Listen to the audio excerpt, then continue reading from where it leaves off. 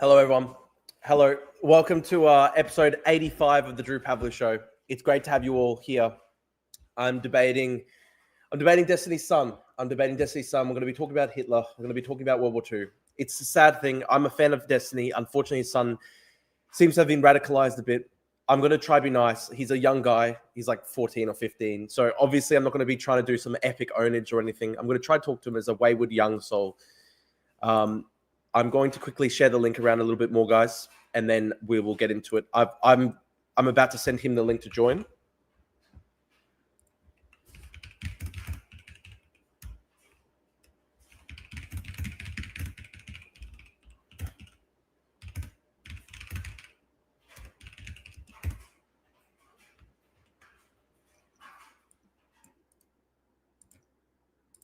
Just going to quickly send it around.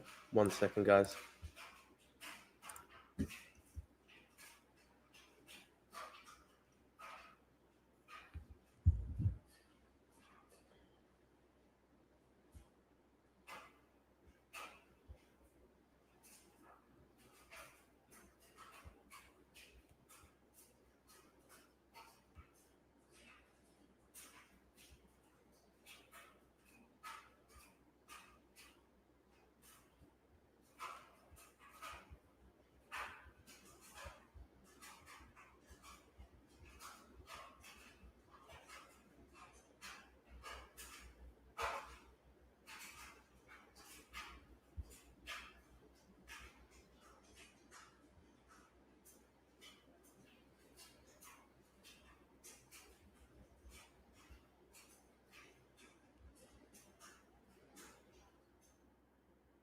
Okay.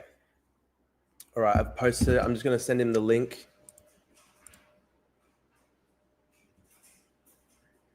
If you're watching, guys, make sure to subscribe to the YouTube, leave a like and comment as well. Helps us reach more people in the algorithm. Okay. Just sending him the link now.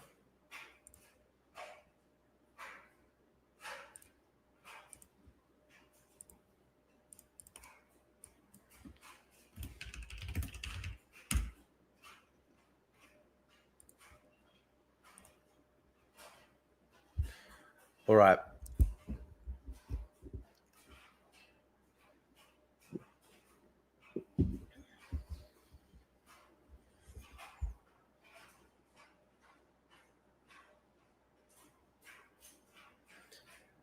We've got how many people watching?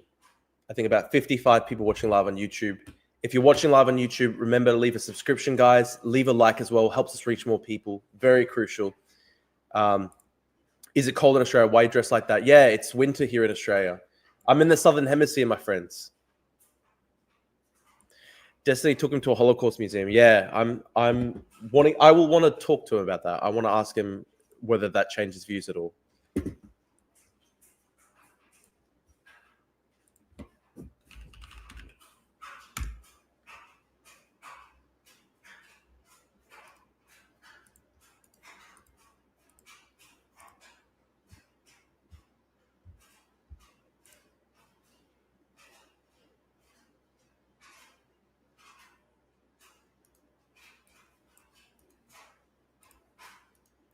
What's Destiny's son's thesis on World War II? He says that he admires Hitler.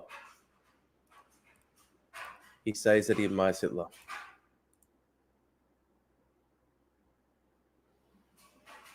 And listen, I'm not trying to troll anybody.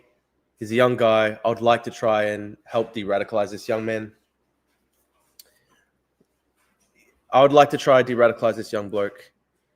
I feel bad for him. He's young. Somebody said this is exploitative. I'm not actually exploiting him. Of course not. I'm not going to be trying to like own this guy. He's a young guy. He's like 14, 15. He said he wanted to debate me. We can just talk about it. I'm just going to talk about this in a normal way. Okay. So Nathaniel has entered the studio. I think he's just adding up his camera.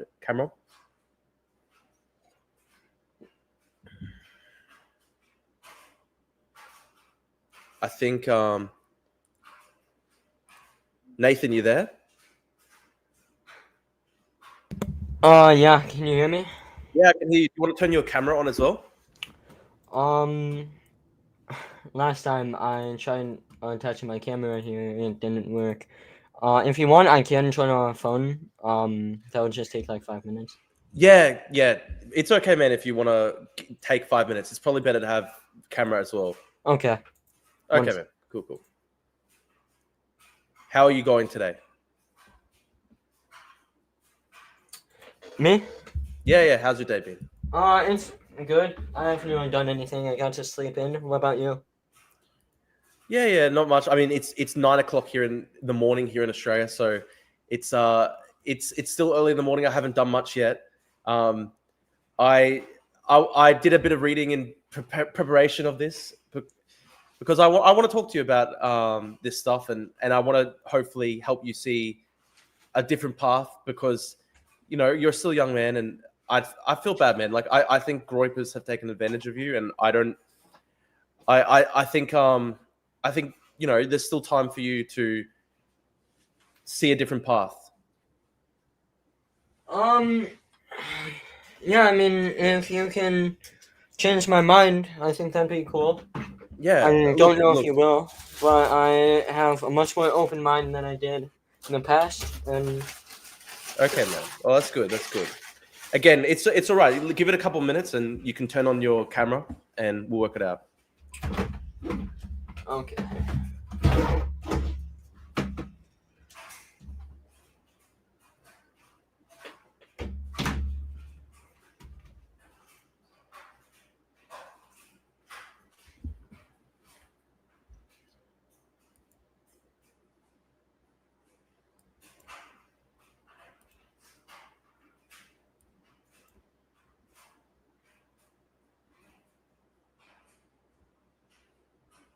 We've got 100 people watching live on YouTube and a couple hundred on Twitter. Thank you guys.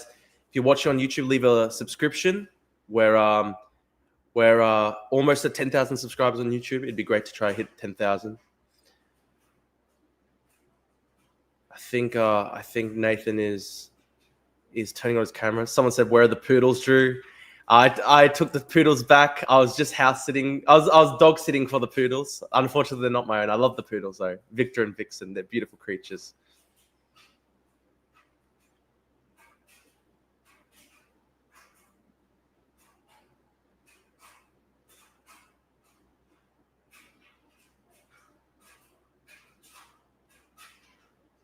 What does Destiny think of Nathan's views? I think Destiny is pretty upset with his son over them.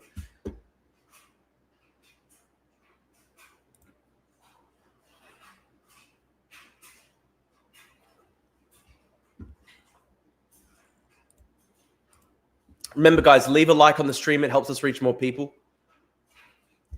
Remember to leave a like on the stream. We've got 100 people watching, 25 likes. Leave a like, guys. It helps us reach more people. You should have Destiny jump in. I mean, I'm happy to do that. But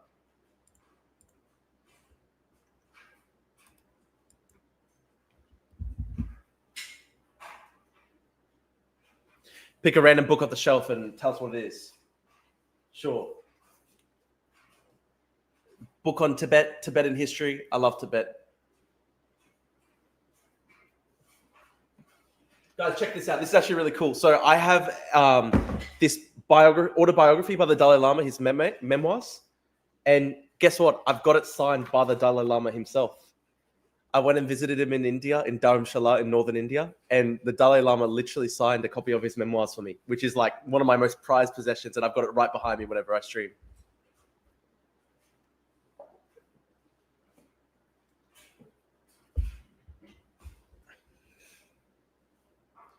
Gonzo says, career nuke, great work, dude.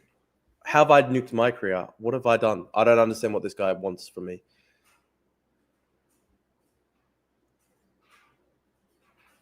Destiny says Nathan's posting was cringe, but that he was doing his best to ignore it until he turns 18. If Nathan is still like this at this point, he'll have concerns.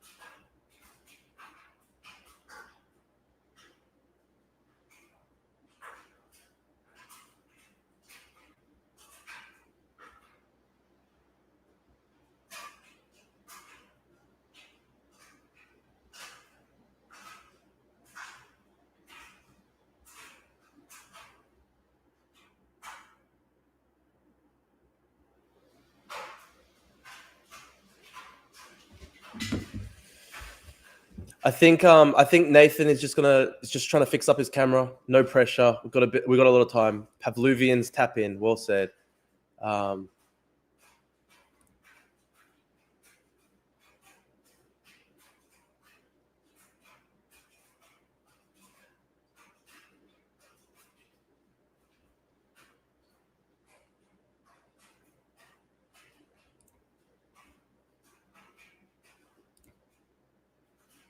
Bald and Bankrupt's video in Tibet. I haven't seen that.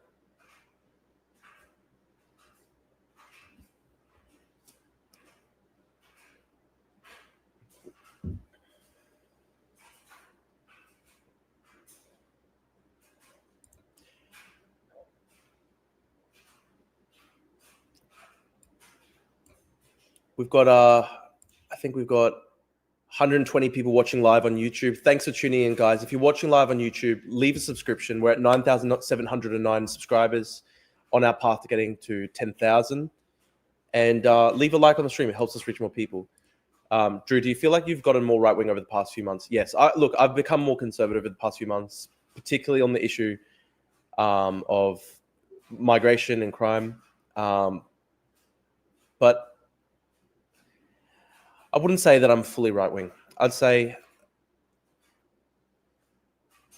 that I am more of a centrist.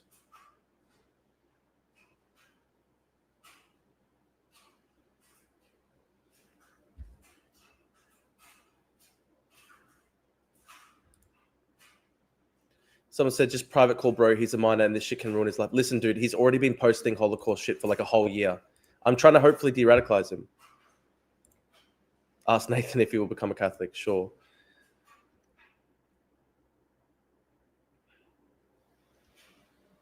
That smirk, bro. You're evil. Dude. Nathan has been posting pro-Hitler shit for a full year.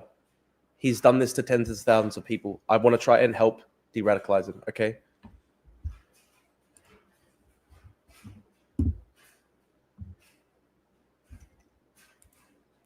Yeah, I don't think that abortion should be illegal in all cases. Of course not. Like, because I don't want women to die on the operating table. I don't want women to die due to unsafe pregnancies.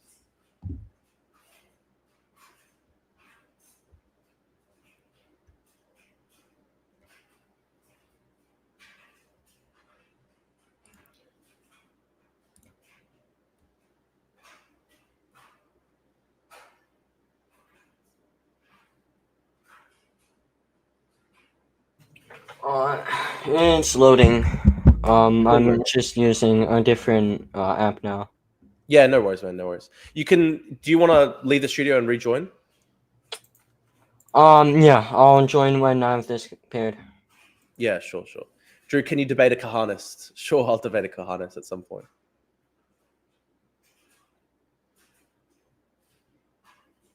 Has Nathan gone on other streams as far as you know? Yeah, the reason I invited Nathan on the stream is because he's been doing this stuff like for weeks now. He's been doing streams and debates.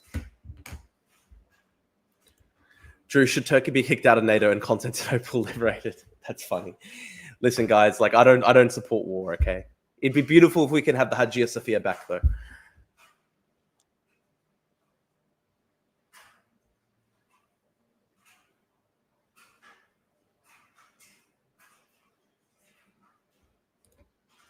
Yeah, I agree, Yusuf. Listen, my personal take is that I think every time there's an abortion, it's a personal tragedy. It's a sad thing, but I don't think it should be illegal because I think when you make abortion illegal, there are going to be women who die in unsafe abortions, and there are going to be women who die due to unsafe pregnancies.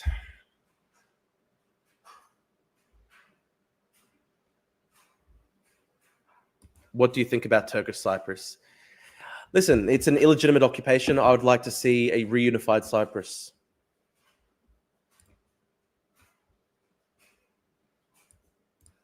Remember, guys, leave a like on the stream. We've got 35 likes on the stream and about 120 people watching live, 130 watching live on YouTube. If you're watching live on YouTube, make sure to leave a like on the stream. It helps us reach more people.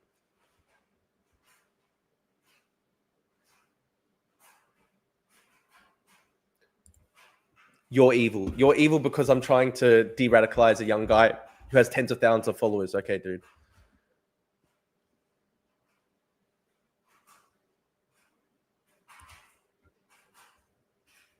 The Superman fight with Pisco was funny. Like, I do genuinely think Superman is an anti-Semitic movie, but obviously me and Pisco also were having some memes as well. It was a funny chat. What do you think about Israelis buying up all the property in Cyprus? That's really a massive beat up issue.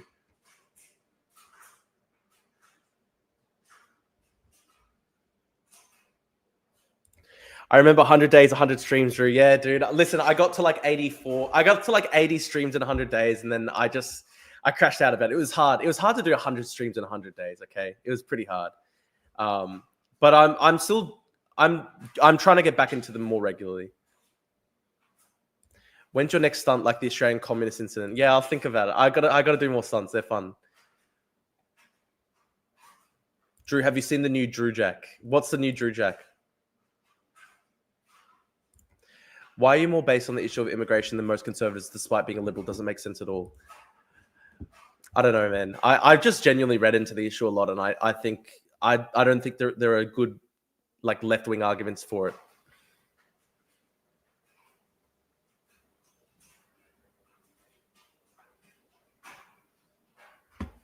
On W Place. Okay, let me go on W Place quickly and see what the latest Drew Jack is.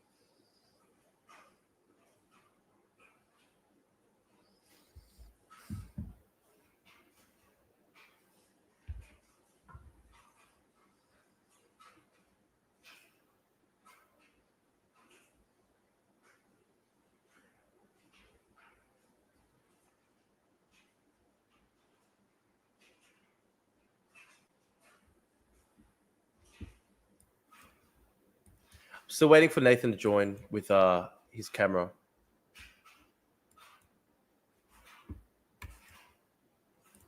Let's see the latest Drew Jack. I'll put this on the stream for once.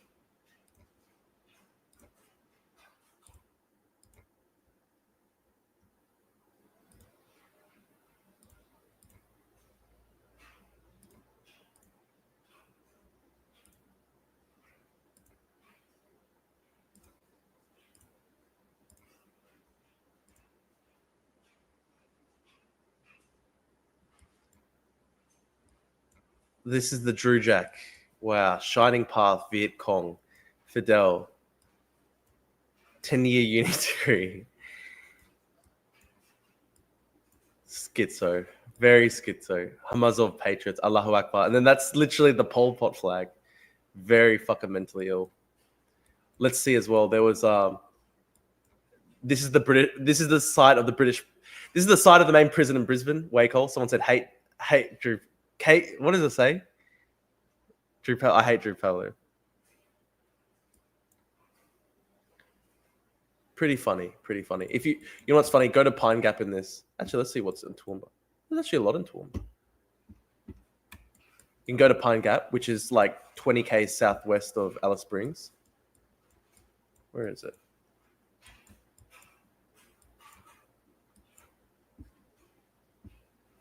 Look how unhinged this is. Look at all like the leftist bullshit on the Pine Gap. W Place is pretty funny. Let's see what they've got in New York.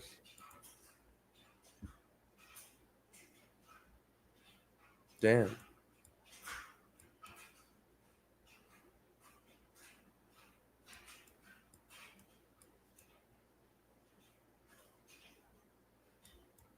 Damn, that is pretty hardcore.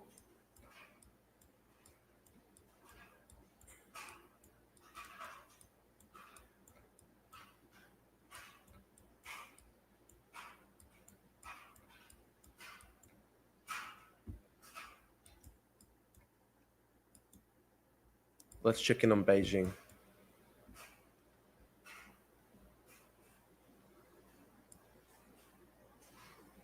I like the big Taiwan flag. Pretty funny. Constitutionalism.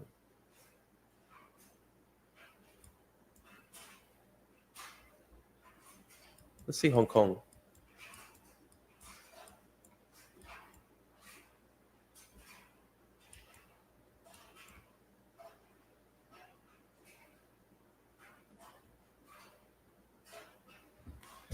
Let's check in on Nathan. Has he joined yet?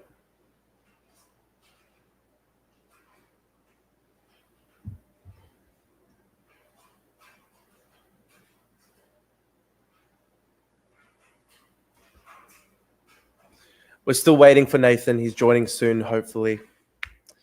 He's supposed to be putting his camera on or something like that. Drew, you famous in your city? I don't call myself famous.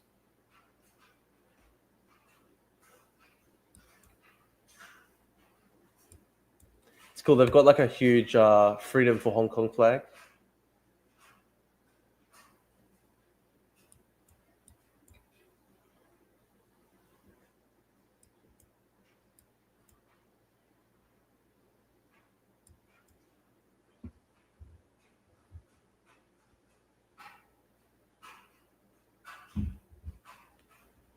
Check North Korea. This is W Place Live. Pretty funny.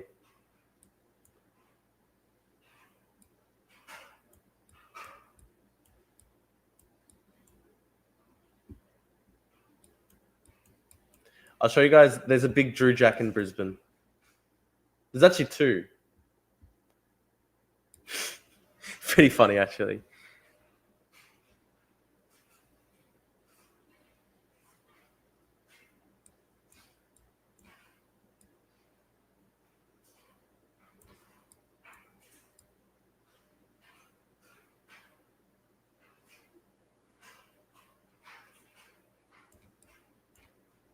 Why is there a Russia flag? Somebody should wipe that out off the map in Brisbane.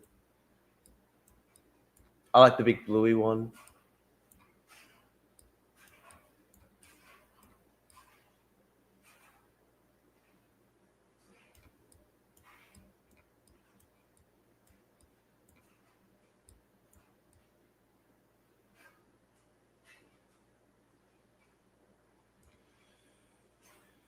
Oh, gee. I wonder if it's okay.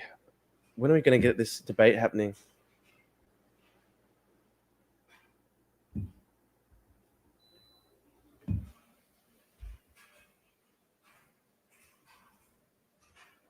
I'll check India.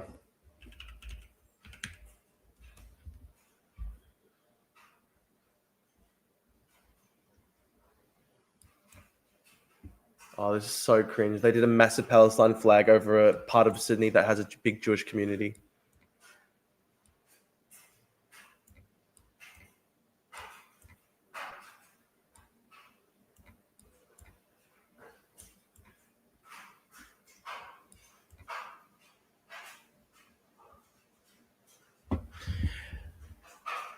Okay, I'm going to message him again. What's going on?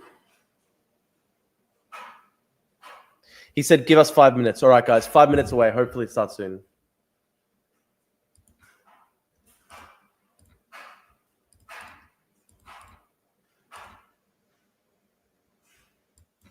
They did a massive Palestine flag over a big part of Sydney that has a big Jewish population.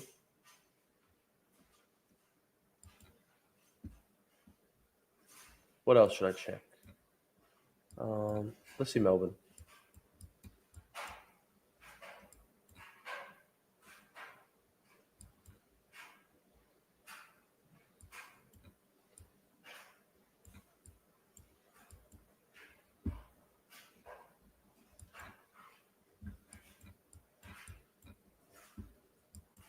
Let's see Mumbai. There's actually not much in India.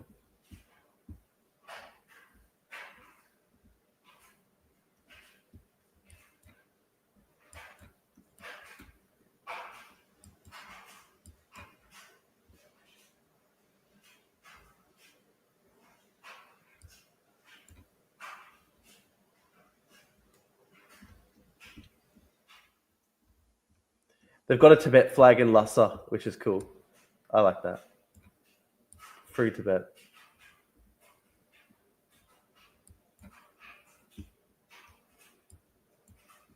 I've gone to Dharamshala in India.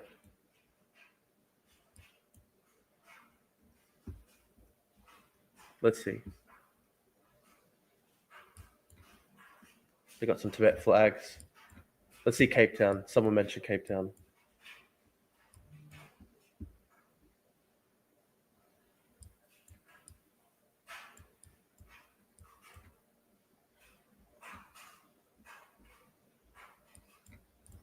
It's W Place Live. Let's see. Yeah, Gaza's crazy. If you look at the map, oh my god.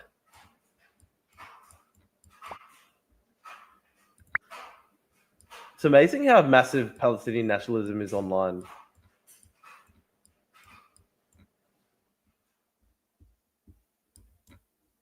Let's see Cyprus.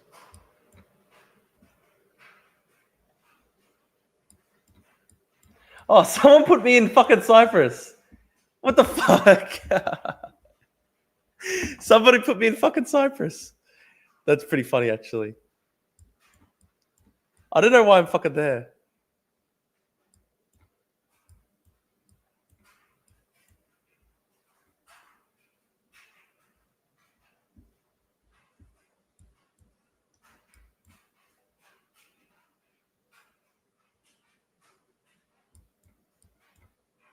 What the fuck?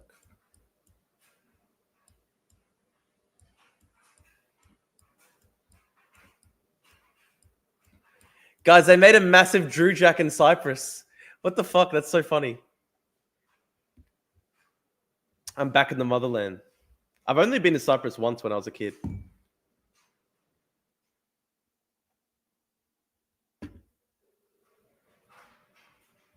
That's pretty funny that someone did. Someone hates me so much that they literally did one of me in Cyprus.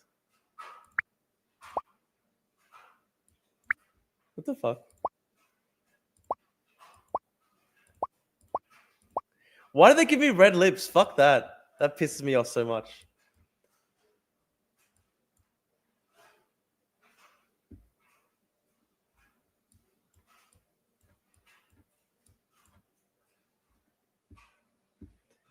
That's cool because Metal Gear starts in Cyprus. Famagusta is sad. That's a big town that was destroyed by the Turks. Let's see what they've got in Istanbul.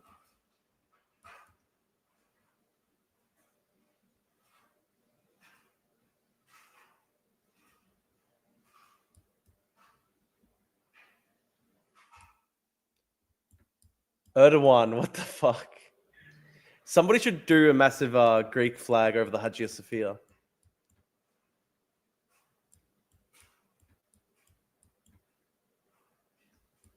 I noticed somebody put somebody did something for the Anzacs near Gallipoli, which is cool.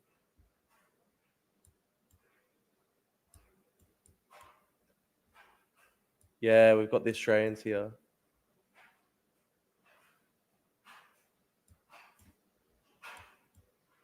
Wow, that's cool actually. Someone did that for the Odyssey. That's cool. That's cool. What else would be interesting? Let's look at it. Israel's just filled with people like saying like destroy Israel. No, Nathaniel said that he's like joining in 2 minutes.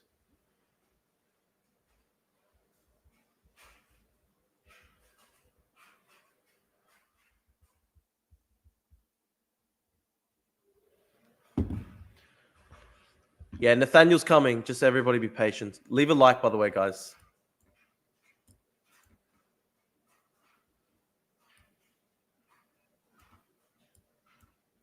Yeah, as predicted, Israel is just like completely covered in mentally ill shit.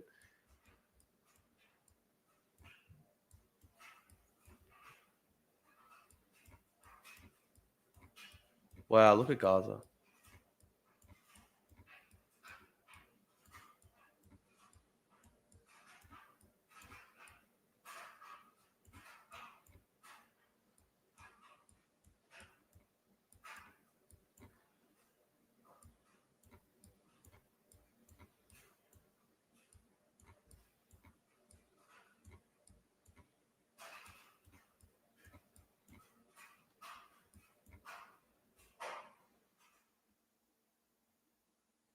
It's actually so fucked up.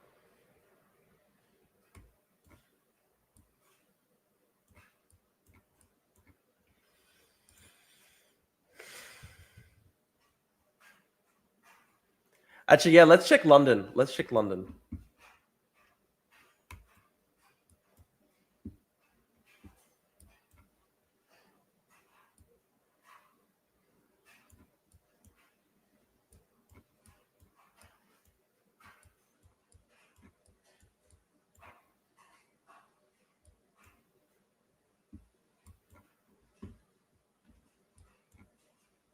Let's see Oxford.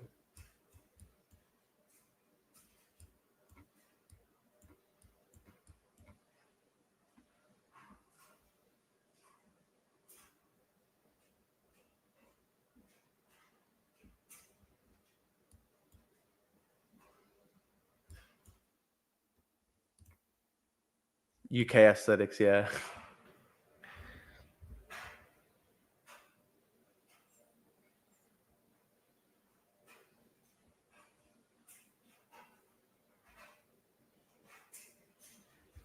Somebody said check Tehran. Okay, I'll check Tehran. Actually, I'm interested. What's Liverpool like?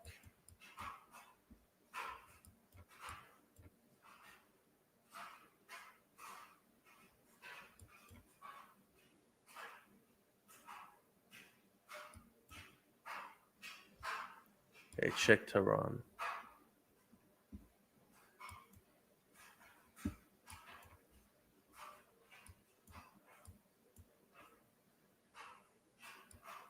Interesting.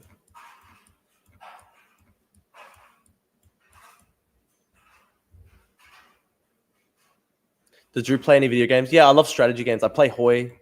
I play Vic 3. I play Hoi. Yeah, wow, look at London. It's just like there's so many transgender flags and Palestine flags. This is W Place where you can W Place you like just like draw on the map. It's not really a game, I guess. We're still waiting for Destiny's son. He's trying to connect his camera. Said that he's still trying to figure it out. Got 150 people watching live. Leave a like on the live stream, guys. Helps us reach more people. Subscribe as well. Helps us reach more people. We're at almost 10,000 subscribers.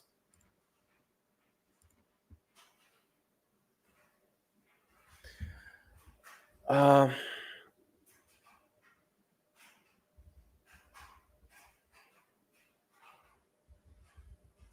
messaging him right now. He said, my phone is buggy on these sites usually for whatever reason, plus audio is better on PC. So he's trying to connect his phone to his PC.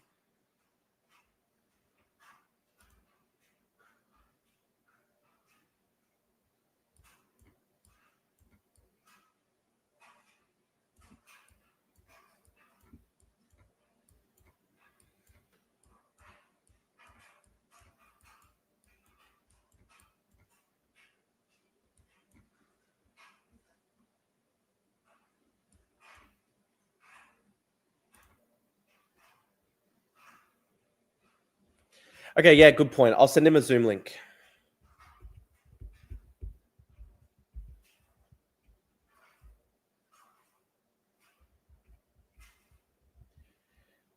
Yeah, okay, he's joining now.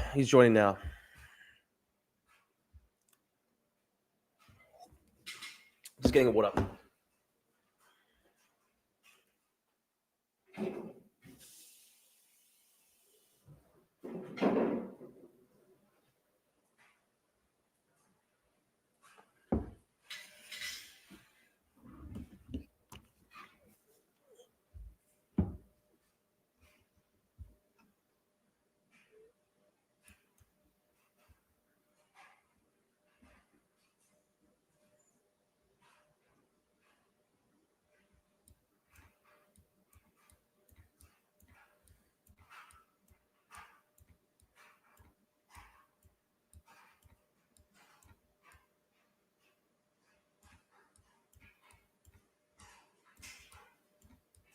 I can't see any English flags.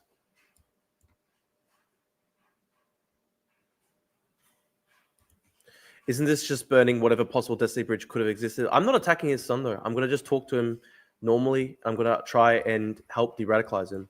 I'm not attacking his son.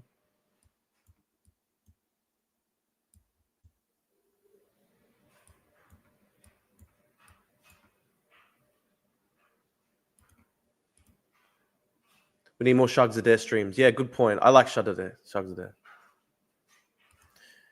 Also, Destiny called me a retard and I didn't even do anything. So anyway, I'm not attacking his son. I'm not going to try debate bro anybody. I'm just going to try talk to him normally and try tell him that he's wrong about the Holocaust. Oh my God, so cringe. Somebody did a Rosa Luxemburg thing in London, near London. That's so fucking cringe.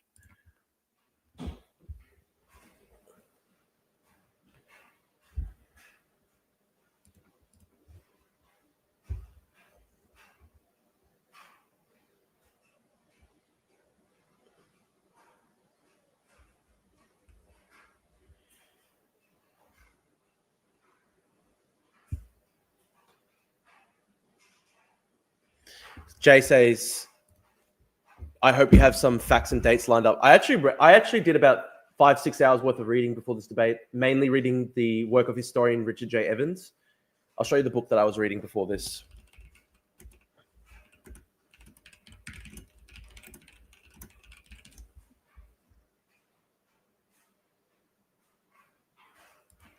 This is the debate. This is the book that I was reading in preparation for this debate. Hang on. So I was reading by Richard J. Evans, who's one of the most preeminent historians of Nazi Germany. And he had a whole book about David Irving, his libel suit, based on the Holocaust. Okay. Destiny's son says that he's joining on his camera, joining on his phone. He's going to be joining in 1 minute. Okay, 1 second. Gonna groom his son. How am I grooming his son? I'm anti-Nazi, dude, and I'm going to just try to talk to him respectfully and tell him that he's wrong. 5 hours research to debate a stoned 13-year-old as well. But listen, like, the Holocaust is a very important subject, and I want to try and discourage this guy from, radicalization. All right, 1 second.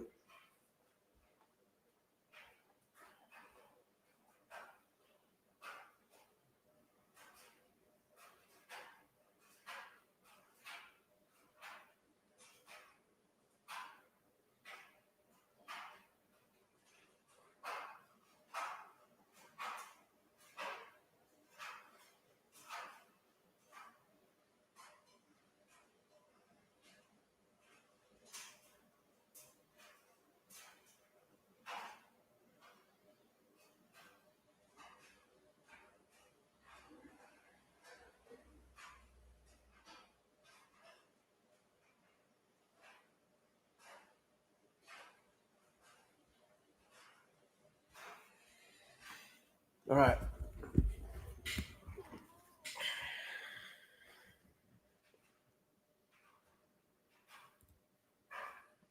Yeah, exactly. I mean, Hitler literally gave orders to destroy all German infrastructure at the end of the war. Like, this is not a nationalist, This is not a guy who cared about the German people. He was literally an insane psycho.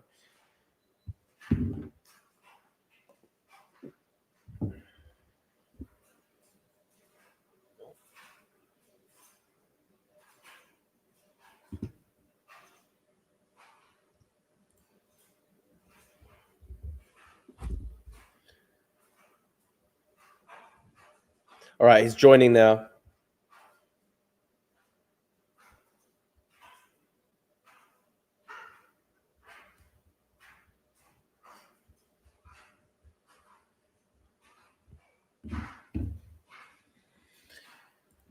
Weird that gropers love Hitler and Christ, considering Hitler hated Christianity. Hitler hated Christianity. He said that Christianity was like a Jewish plot, basically. That's what he believed about Christianity. And even you have people like Richard Spencer, who I debated, and Richard Spencer hates Christianity so much for like that whole Nietzschean thing that basically Christianity, in his view, teaches weakness and teaches people to accept their own submission and stuff like that. That's how a lot of people on the far right see Christianity.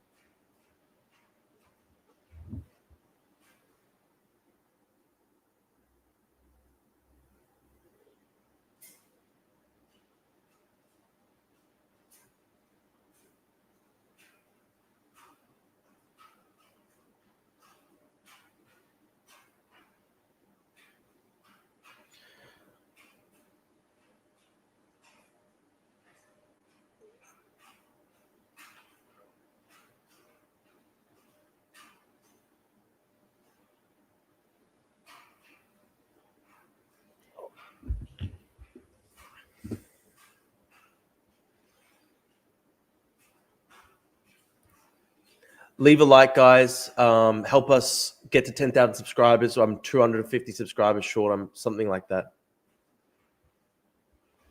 He said that he's joining in 2 minutes. I'm still waiting.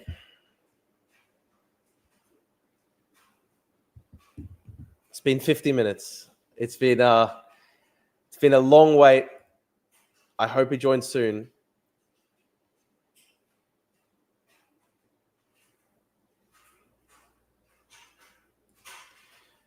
The Nazis made ethno-national and general civilizational assertiveness taboo as in much of the Western world. I mean, or the white world. I mean, that is actually true.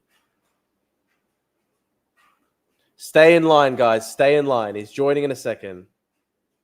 Maybe he trolled you. I don't know, dude. He's telling me he's joining. I mean, he did join for like a minute at the start of this thing. I'm literally going to put my messages up on the stream.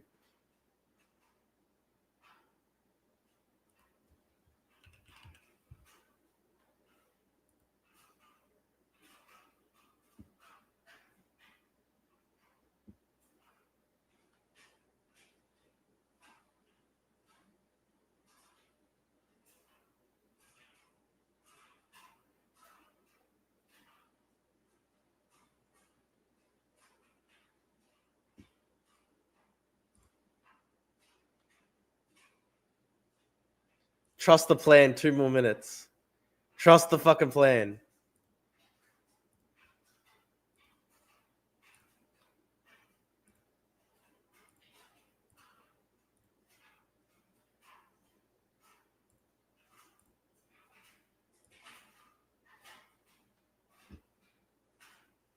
I'm waiting, man. I'm waiting. I'm sending him another one.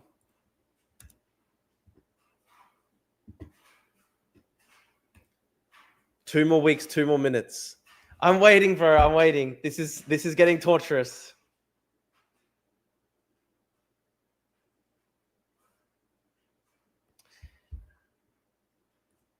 We're waiting.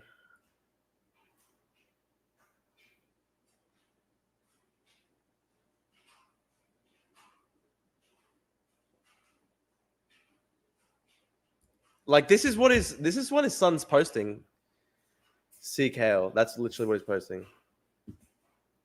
If you book them, they will come. Should get me on for a debate, Drew. Sure. What do you want to debate?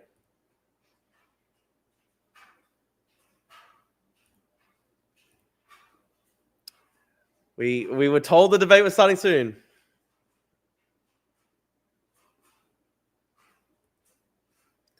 Do you think there's a son of a prominent neo-Nazi who's very lib-pilled, like the anti-Nathan?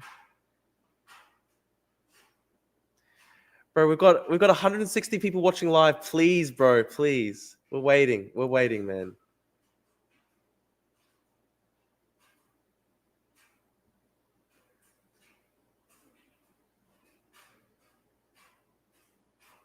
We're waiting.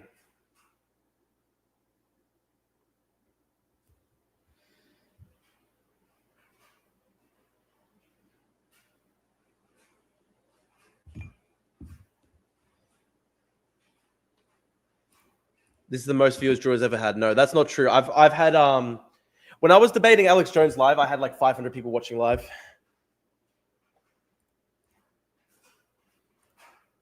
Destiny pulled the internet cable. Nathan won. Bro, Nathan hasn't even joined yet. How to call into your stream. I don't know who this is, but maybe.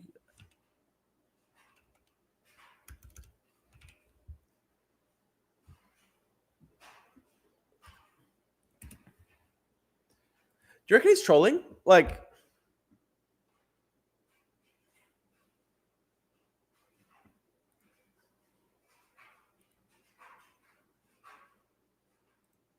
top 5 books, Drew. My favorite books are, as you can see behind me, the Robert Caro series on Lyndon Johnson. They are so legendary. Such a good book.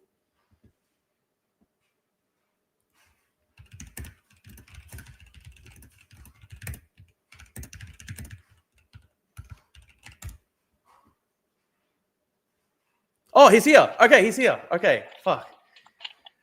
All right. Oh, gee, man. I was worried that you weren't going to join, man. Oh, yeah. A bunch of stuff was going on. No, okay. Thanks for joining. Everything okay? Yeah, I needed to get a bunch of stuff done, and then also like the audio and stuff. No, okay. Thanks for joining. Thanks for joining. Hmm. So, listen, man, I don't want to debate, bro, or attack you harshly. You're a young guy, so I Hmm. want to just try and talk respectfully. And listen, I'm a fan of your dad, so I don't want to, Hmm. I don't want to, I don't want to have like a vicious debate or anything. But I do want to talk to you about your views because you've said that you were a Nazi. You've said that Hmm. you endorse Adolf Hitler. Hmm. And look, these are pretty morally horrible views in my view. Like this man was responsible for arguably the worst genocide in human history, the mass murder of Hmm. millions upon millions of people, and even setting aside the mass murder of innocents. I mean, he literally destroyed Europe. He destroyed Germany. So I want to ask you about these views. Where did they come from? Why do you call yourself a Nazi? Um, well, I've done plenty of research. I keep doing research. I'm actually reading a lot of books now about this topic, kind of.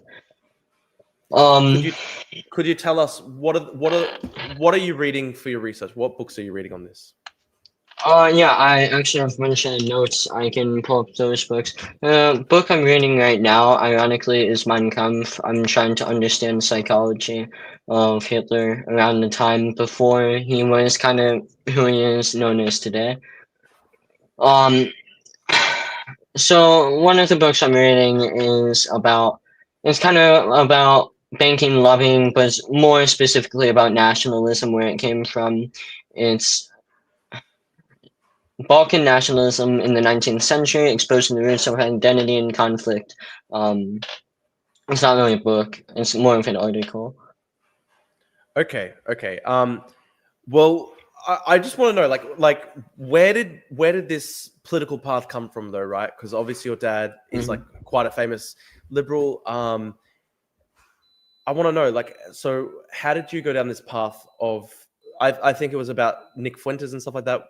What led you to those views? Um, I opened my mind up. I had more conversations with people on the alt right and the far right. Um, and that's kind of it. I started watching and consuming more alt right content too. Okay, so you've consumed this alt right content. I'm interested. So I remember Destiny. You went to the Holocaust Museum with him. Hmm. Did that have any influence on your views? No, not really. Why is that? I'm interested. I was, I didn't pay too much attention to the memorial. I looked around, of course, some of the stuff there. It was sad, but I was kind of critical of a lot of the stuff I saw there, especially one of the doors for the supposed gas chamber. Yes, it was wooden, and yes, it had handles. That kind of clicked in my mind. I thought that was kind of strange, and then as I explored more of the memorial, that kind of solidified my opinions in a way. So you actually say that going to the Holocaust Museum in Washington D.C. made you made you less trusting of historical evidence about the Holocaust. Hmm. Could you explain that a bit further? Right. So number one, the shoes. And I was very critical of like the shoe exhibit, all the shoes in like the shoe part of the museum. They had like a little plaque next to it explaining the story behind it. I thought that was strange. I don't believe the story behind the shoe thing. I think it's much more simple than what they're trying to lead on. And then also the shoes, they don't actually look real, and it's not like well, they look like real shoes. I just don't think they're specifically from each camp or anything like that. And then also the photos. There's a corridor you can go down, two walls, huge. because there's a bottom level and then also another top level. I was in the middle level. There were a bunch of pictures on every wall. A lot of the pictures looked kind of strange. They didn't look natural. Some of the pictures were real because from when I was like 11 researching the Holocaust, I seen some of those pictures and yeah, they are real pictures. Some of the pictures were of Jews being transported to camps. That's real. That happened around 1941, 1942 in Poland and closer to Germany, South Germany, kinda. That happened. So I'm not saying all of it's fake, but I'm saying that a lot of the pictures, or the fact that they had a fake Hitler quote on the wall, that was strange to me. And then the fact that some of the pictures looked a little weird, and then also the shoe exhibit. Can you explain what is your actual position here? Is your position that the Holocaust did not happen? Oh yeah. It didn't happen. So there were no killings of Jews. There was no persecution of Jews by Nazi Germany, in your I'm view. not saying that the Holocaust isn't persecution, and specifically mass murder and the targeting of Jewish people in World War II. That's what the Holocaust was. I'm not saying that Jews didn't die. I'm not saying that they weren't persecuted. I know they were persecuted. In 1936, that's when it was really bad for one of the first times when Hitler was in power. And then also there were killings of Jews. There were Nazi death squads that specifically targeted Jewish prisoners in concentration camps. I know that happened. So I just want to clarify. So if you said earlier you're reading Mein Kampf. In Mein Kampf, there are hundreds of pages that Hitler devotes to expressing his hatred towards Jews, how he wants the Jews to be pushed out of Europe, etc. He sees the Jews as basically this existential pestilence. So you would be quite obviously you would understand quite obviously Hitler hated the Jews, but you don't believe he persecuted the Jews.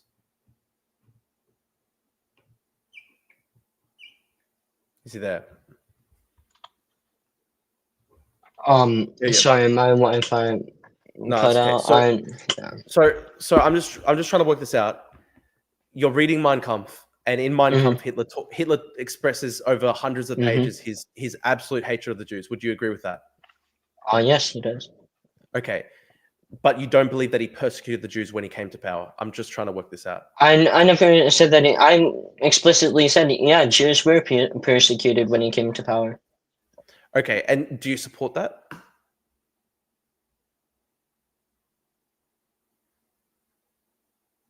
Oh, geez, cut out again.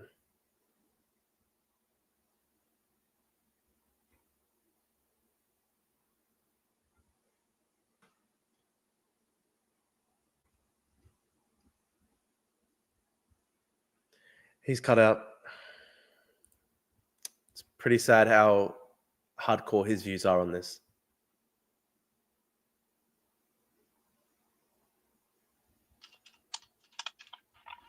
Okay. Okay, respond to that question. Okay. In some ways, not all aspects of the persecution, but in some ways, yeah.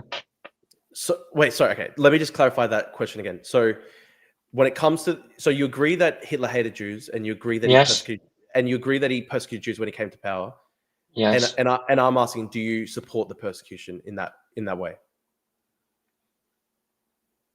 Overall, yes. Some aspects, no. But if we're just saying yes or no completely, then I'd have to be leaning more towards yes. Why? How can you lean towards yes when it comes to the active persecution of millions of Jewish people? So before I answer this, I'm just going to do a quick explanation on why they were persecuted, in my opinion. Jews in Germany have been the reason, well, not the reason, but they've been the targets of a lot of hate and persecution throughout in Germany throughout years, even before World War II happened, and the end of World War One. After the signing of the Treaty of Versailles, Jews were scapegoated almost immediately by the National Socialist Party and some communist parties too in Germany. They scapegoated the Jews and blamed them. And I think there is actually a conversation to be had about that. Where Hitler is coming from is that he put blame on the Jewish people. He put blame on bankers, and he put can I say this? you'd be familiar, for example, that there was a huge amount of there were so many German Jews who joined up for the German army in World War One. They fought hard. I believe it was actually a Jewish officer who recommended Hitler for a military commendation during World War One. So, I mean, you're saying that this is a scapegoating, that the Nazis started attacking the Jews after World War One, blaming them for the loss of the war and stuff like that. How's that fair? You're admitting that the Jews were scapegoated. Well, it's fair because a lot of these bankers and stuff, they did pull out of Germany and they were somewhat responsible for the economic collapse of Germany. See, Jews started gaining a lot more influence in the British Parliament around 1917. A lot more Jews were inside British Parliament and inside governing, into politics inside the British government. Jews already had influence in Britain, and Britain had influence over the signing of Treaty of Versailles.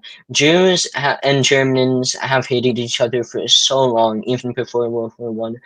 And That's for the not true. fact that That's not true. That's not true. The German Jewish community was extremely well assimilated within Germany prior to the rise of the Nazis.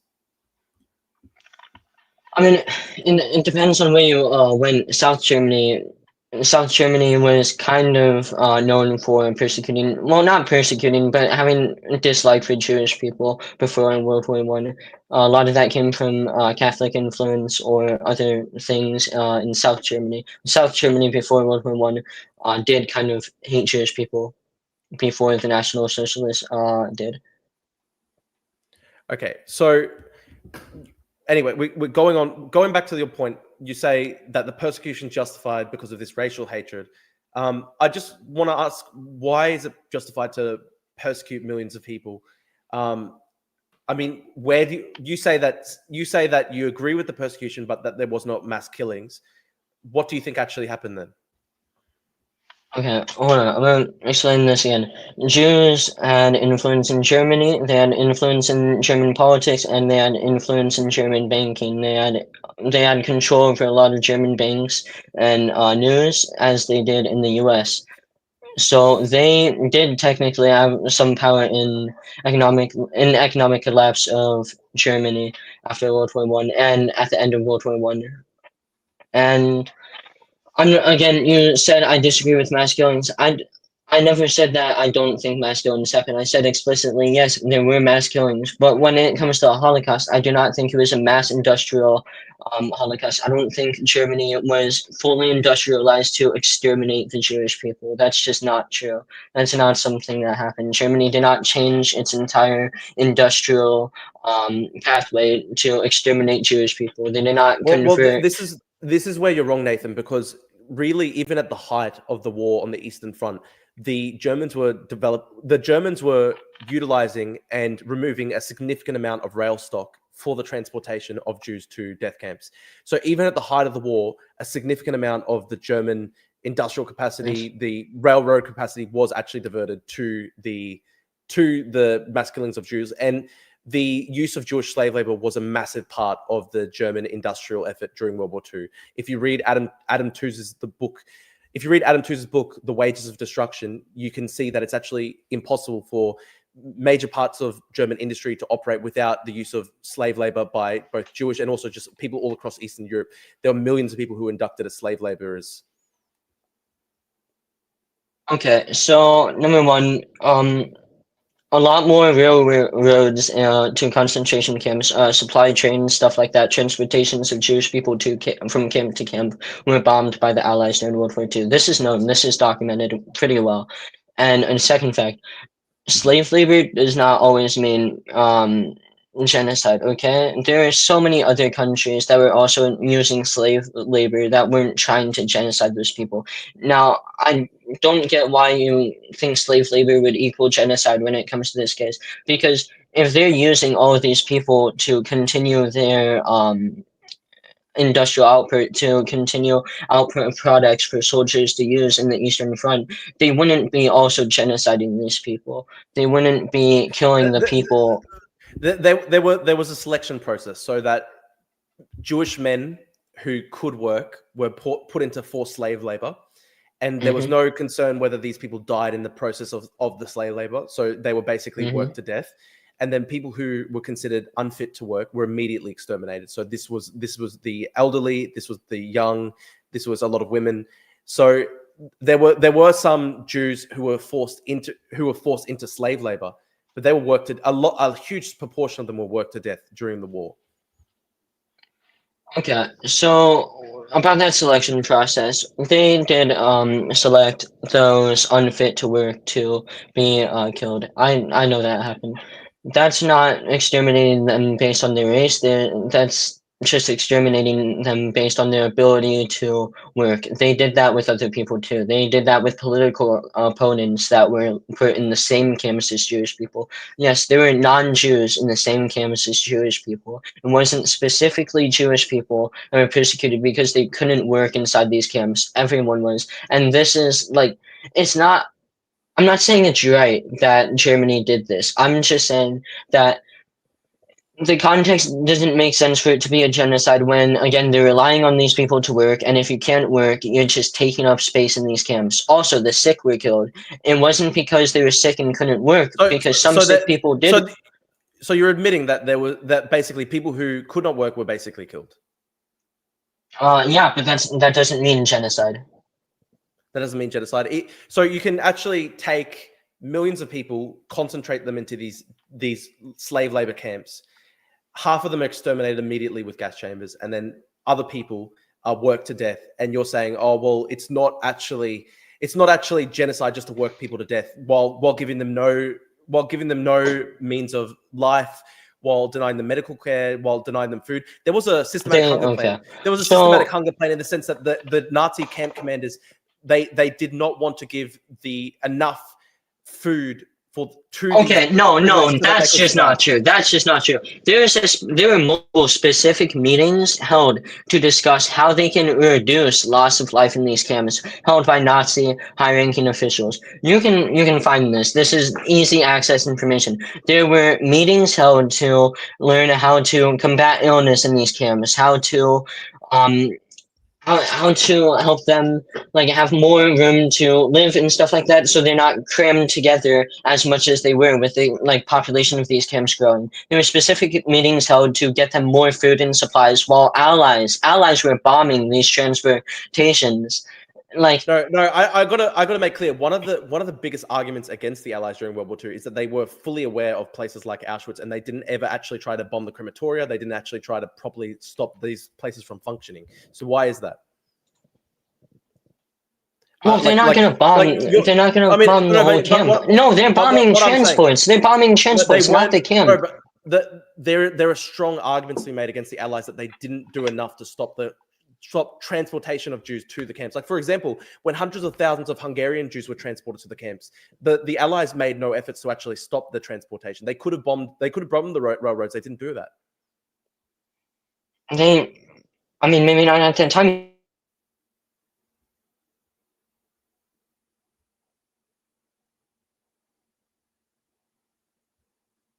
He's dropped out again.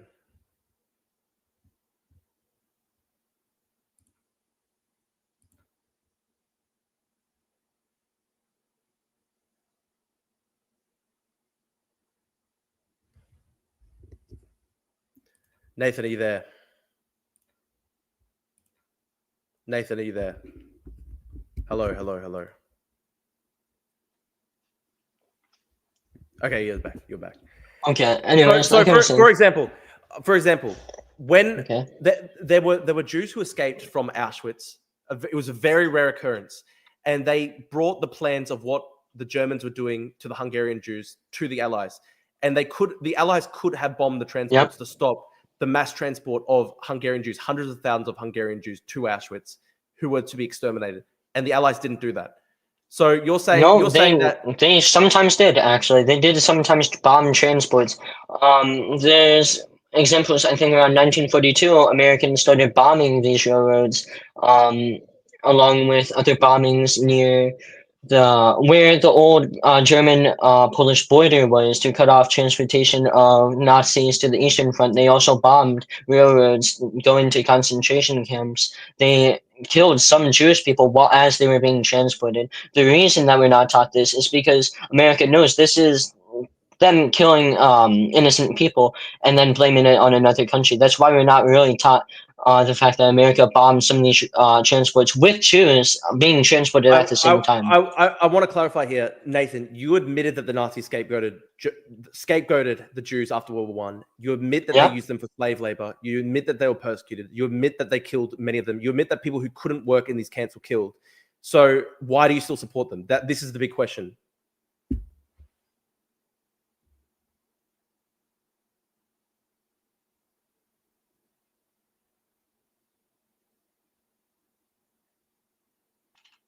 Okay. Okay. So this is the question. So this is the question. No. I heard you. The reason why the reason why I overall support them is it's not about the slave labor and stuff like that. And hold on, let me real quick. You're taking Germany as an example and then making it seem like it's one of the worst examples in history. Almost every other country was also using slave labor. To say that Germany is evil for using slave labor, and in the I think 1930s and 1940s, in the 1940s, mate, slavery was abolished 100 years plus before. The British they were using slave labor in Africa. They did enslave Africans and force them to make things. The British banned slavery at the start of the 19th century. America obviously banned slavery after the Civil War.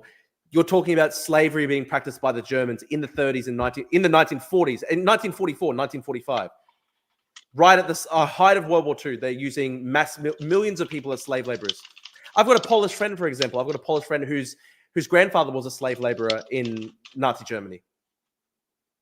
So this is the question. Why is this acceptable? Why is this? I mean, all you've got is just basically whataboutism to say, oh, well, other countries used slave labor, therefore Nazi Germany can use slave labor in 1944 and 1945. That's crazy. That's not an argument for slavery. That's not an argument defending the Nazis. It's just whataboutism.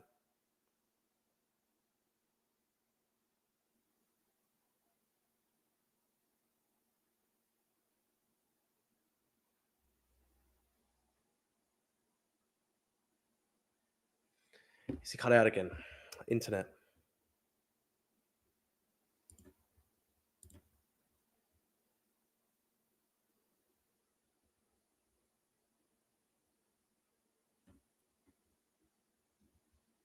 Oh, hang on. Oh, it's back in the. Yeah. Are you there, Nathan? So you're there. Be on my PC because it's just better on my PC. Okay. All right. Okay, so here's my response to that. Yes, British did use forced labor. It wasn't as bad as the Atlantic slave trade. But yes, there are examples during World War II of France and Britain using forced slave labor. Near Central Africa, the British used forced slave labor. Then also in East Africa, British forced tens of thousands of Africans into into projects like colonial labor camps and stuff. And then in Kenya, there's also an example of this. A squatter system was used to promote British slavery in Africa. They used slave labor just as much as the Nazis did, if not more. The Nazis weren't using slave labor. This is just straight up. This is a straight up lie. The British banned slavery at the start of the 19th century. They spent. I don't care if they banned it. They still used it. You can say they spent a massive amount. There's still people that are gonna do it. They spent a massive amount right now. British slave labor during World War II in Kenya. Search up the British squatter program in Kenya. How about you do that? There is no comparison to the industrial scale level of slavery. Okay, so now we're gonna say there's no comparison when I've already proved that there are examples of this. Yes, there is comparison. They're doing the same exact thing. The only difference is that Jews are being targeted by the Nazis and black people are being targeted by British and French. Nathan, they took millions of people, and it wasn't just Jews. They also took millions of Poles. They took millions of people all across Eastern Europe, and I don't care who they took. The fact is that both of these people are taking people and using them for slave labor. I'm not saying this is right, but to say that the British are genociding Africans, but the Nazis are genociding Jews because they have to do some hard labor it's dumb, and it's so the Jews just had to do oversimplification of history. You're basically saying that slavery, forcing millions of Jewish men into slavery and stuff like that during World War II, and then working many of them to death, is just Jews being forced to do a bit of hard labor. I mean, To an extent, yes. There was a racial biased picking of these people, sure, but to be fair, every other country was doing this. I'm not saying it's right. I'm No, just no, saying that. there's no comparison. There's no comparison to the Well, how Holocaust is and what there they were no doing. comparison? Tell me, how many Because Africans were worked to death by the British in there Africa? were the Nazis killed more than 10 million people in the if you consider not just the Jews who were killed, but also the millions of Poles who were killed, the millions of Soviet prisoners of war who were starved to death, the millions of people, like they had a plan, for example, to starve like 80 Okay, million people to death can in the we Slavic find an parts of order for Eastern this? Europe. Can we get Hitler on the line to tell Yes, us we where actually can. you put that We piece actually of can. We paper? actually can. So this is why I did my reading prior to this debate. So, for example, we've got Goebbels' diaries. Let's go to Goebbels' diaries. Okay. Okay. Hitler's remark on 19 March 1942, the Jews must get out of Europe. If need be, we must resort to the most brutal methods. Okay. We Hold speak, on, hold on, hold on. Hold on, it stop right there. about this. I have something to say about that. Now, I think honestly the Jews had multiple opportunities to leave Germany before World War II happened. The Jewish lives, like the amount of Jews killed in the Holocaust, I partly blame that on the Allies, okay? Before the Holocaust was even considered and to be like a thing, like at all, by anyone, is before then the Jews had multiple warnings saying, hey, we don't want you in this country, how about you get out now? And then the Jews that still stayed after those warnings, they were You were familiar with the fact that they were expropriating Jewish property and doing this. They actually forced many Jews to pay basically an exit tax to leave. So how can you actually say, oh, they had multiple opportunities to leave? And also the Polish Jews never had any opportunity to leave. What about the Jews in North Africa, the Jews in France, all these Jewish groups across all of Europe who had they had no opportunity to leave. They were just living in countries that were invaded by Nazis and then were occupied by okay. Nazis. Now And then here's they were why I killed. blame it on the Allies, because Great Britain and France, they had no reason to declare war on Germany. They declared war knowing the politicians like Churchill. He declared war. No, not Churchill. The prime minister before Churchill. He's the one that declared war on Germany, I believe. Because Nazi Germany invaded Poland. Yep, and I can name two pacts that they had before World War II. They had two non-aggression treaties. 1921 was after the formation of Poland. No, 1925 France after and that Germany was a non-aggression pact. France and Britain were allied to the Poles. They told Nazi Non-aggression Germany pact, not an alliance. okay, Nazis obviously broke the non-aggression pact by invading Poland. Would you not agree? Like they invaded Poland for their own reasoning. They Let's be clear here, Nathan. Nathan, let's French, be clear they here. weren't gaining anything out of that non-aggression pact. They were saying like, Nathan. hey, we're not going to attack you. You don't attack us. Nathan, let's be clear here. They signed the Molotov-Ribbentrop Pact with the Soviet Union. They carved up Eastern Europe into spheres of influence, and they actually did basically a co-joint invasion of Poland with the Soviet Union. And they killed millions of Polish people. And you made a post the other day. You said, "Oh, the Nazis were a shield against Bolshevism." Yes, they in were. Europe. Oh, okay. Why? No, if that's the case, why, Nathan, if it's the case, no. Let me finish first. Okay. Nathan, if it's the case that they were a shield against Bolshevism, okay, why did they do a co-joint invasion with the Soviet Union? They actually brought they brought the Soviet border right up to Nazi self-interest. The Nazis only wanted that because it's like going to jail and saying, hey, I'm going to fold your laundry and I'm going to do all this stuff for you if you promise to protect me or not fight me in jail. That's what happened. Nazis knew they were smaller than the Soviet Union, and the Soviet Union did want to expand further west into Europe. That's why the Nazis signed that non-aggression pact, because as long as they appeased the Soviets, they are going to be able to continue growing, and the Nazis did gain things out of that. They gained... This is the crucial point. It wasn't a defensive pact. They actually did a joint invasion of Poland with the Soviet Union, and the Soviet Union was in no position to fight against Nazi Germany during this time period, because there were the Great Purges by Stalin, where he basically purged the entire officer corps of the Soviet Union. The Soviet Union was a basket case during this time period. There was the Holodomor. There was mass famine in the Soviet Union. The entire officer corps were being purged. There was no genuine threat to Nazi Germany whatsoever. What Hitler did is he actually signed a pact with Stalin, and they decided to invade Poland together, destroy the Polish nation state, bring the Soviet border right up to the Nazi border, So how can you say, oh, this is a shield? This is a shield against the Bolshevist threat when they literally invaded Poland together? And he actually helped. He actually gave the Soviets a free hand to invade the Baltic states and invade Finland. He helped the Soviets actually expand their power in Eastern Europe. It doesn't even make sense. If you're saying that this was all a defensive pact to try and forestall a Soviet invasion of the Nazis, mate, they were a basket case. They had purges. They had famine. And as part of this pact, they actually allowed the Soviets to invade Finland and to actually invade the Baltic states and invade Poland. They brought the Soviet border right up close. What do you think National Socialism means, real quick? Do you think National Socialism and communist and Soviet socialism are the same thing? Of course Just say yes or no. No, I don't believe that they are. National Socialism is neo-Nazism. Okay, so tell me why they would be allies together. Tell me why. Hold on. Before you answer this, I just want to make clear, in Mein Kampf, the thing you love to tell me about how much Hitler hated Jews, I think he honestly hated communists and socialists way more than Jewish people. That's not true. And he believed that all the Jews are communists. He believed in the first people persecuted by the Nazis were the communists, Bolsheviks, and the socialists of Germany, because they were also blamed for the economic downfall of Germany after World War I. Okay, the Jews were blamed for the signing of the Treaty of Versailles and then other political grievances that Germany had during and after World War I, and partly economic, mainly the banking system. But communists, socialists, and Marxists, and all those people, they were targeted because they were a genuine threat to Germany. Germany wouldn't just randomly make an actual military alliance, an ideological alliance with the Soviet Union when they are polar opposites. And it's...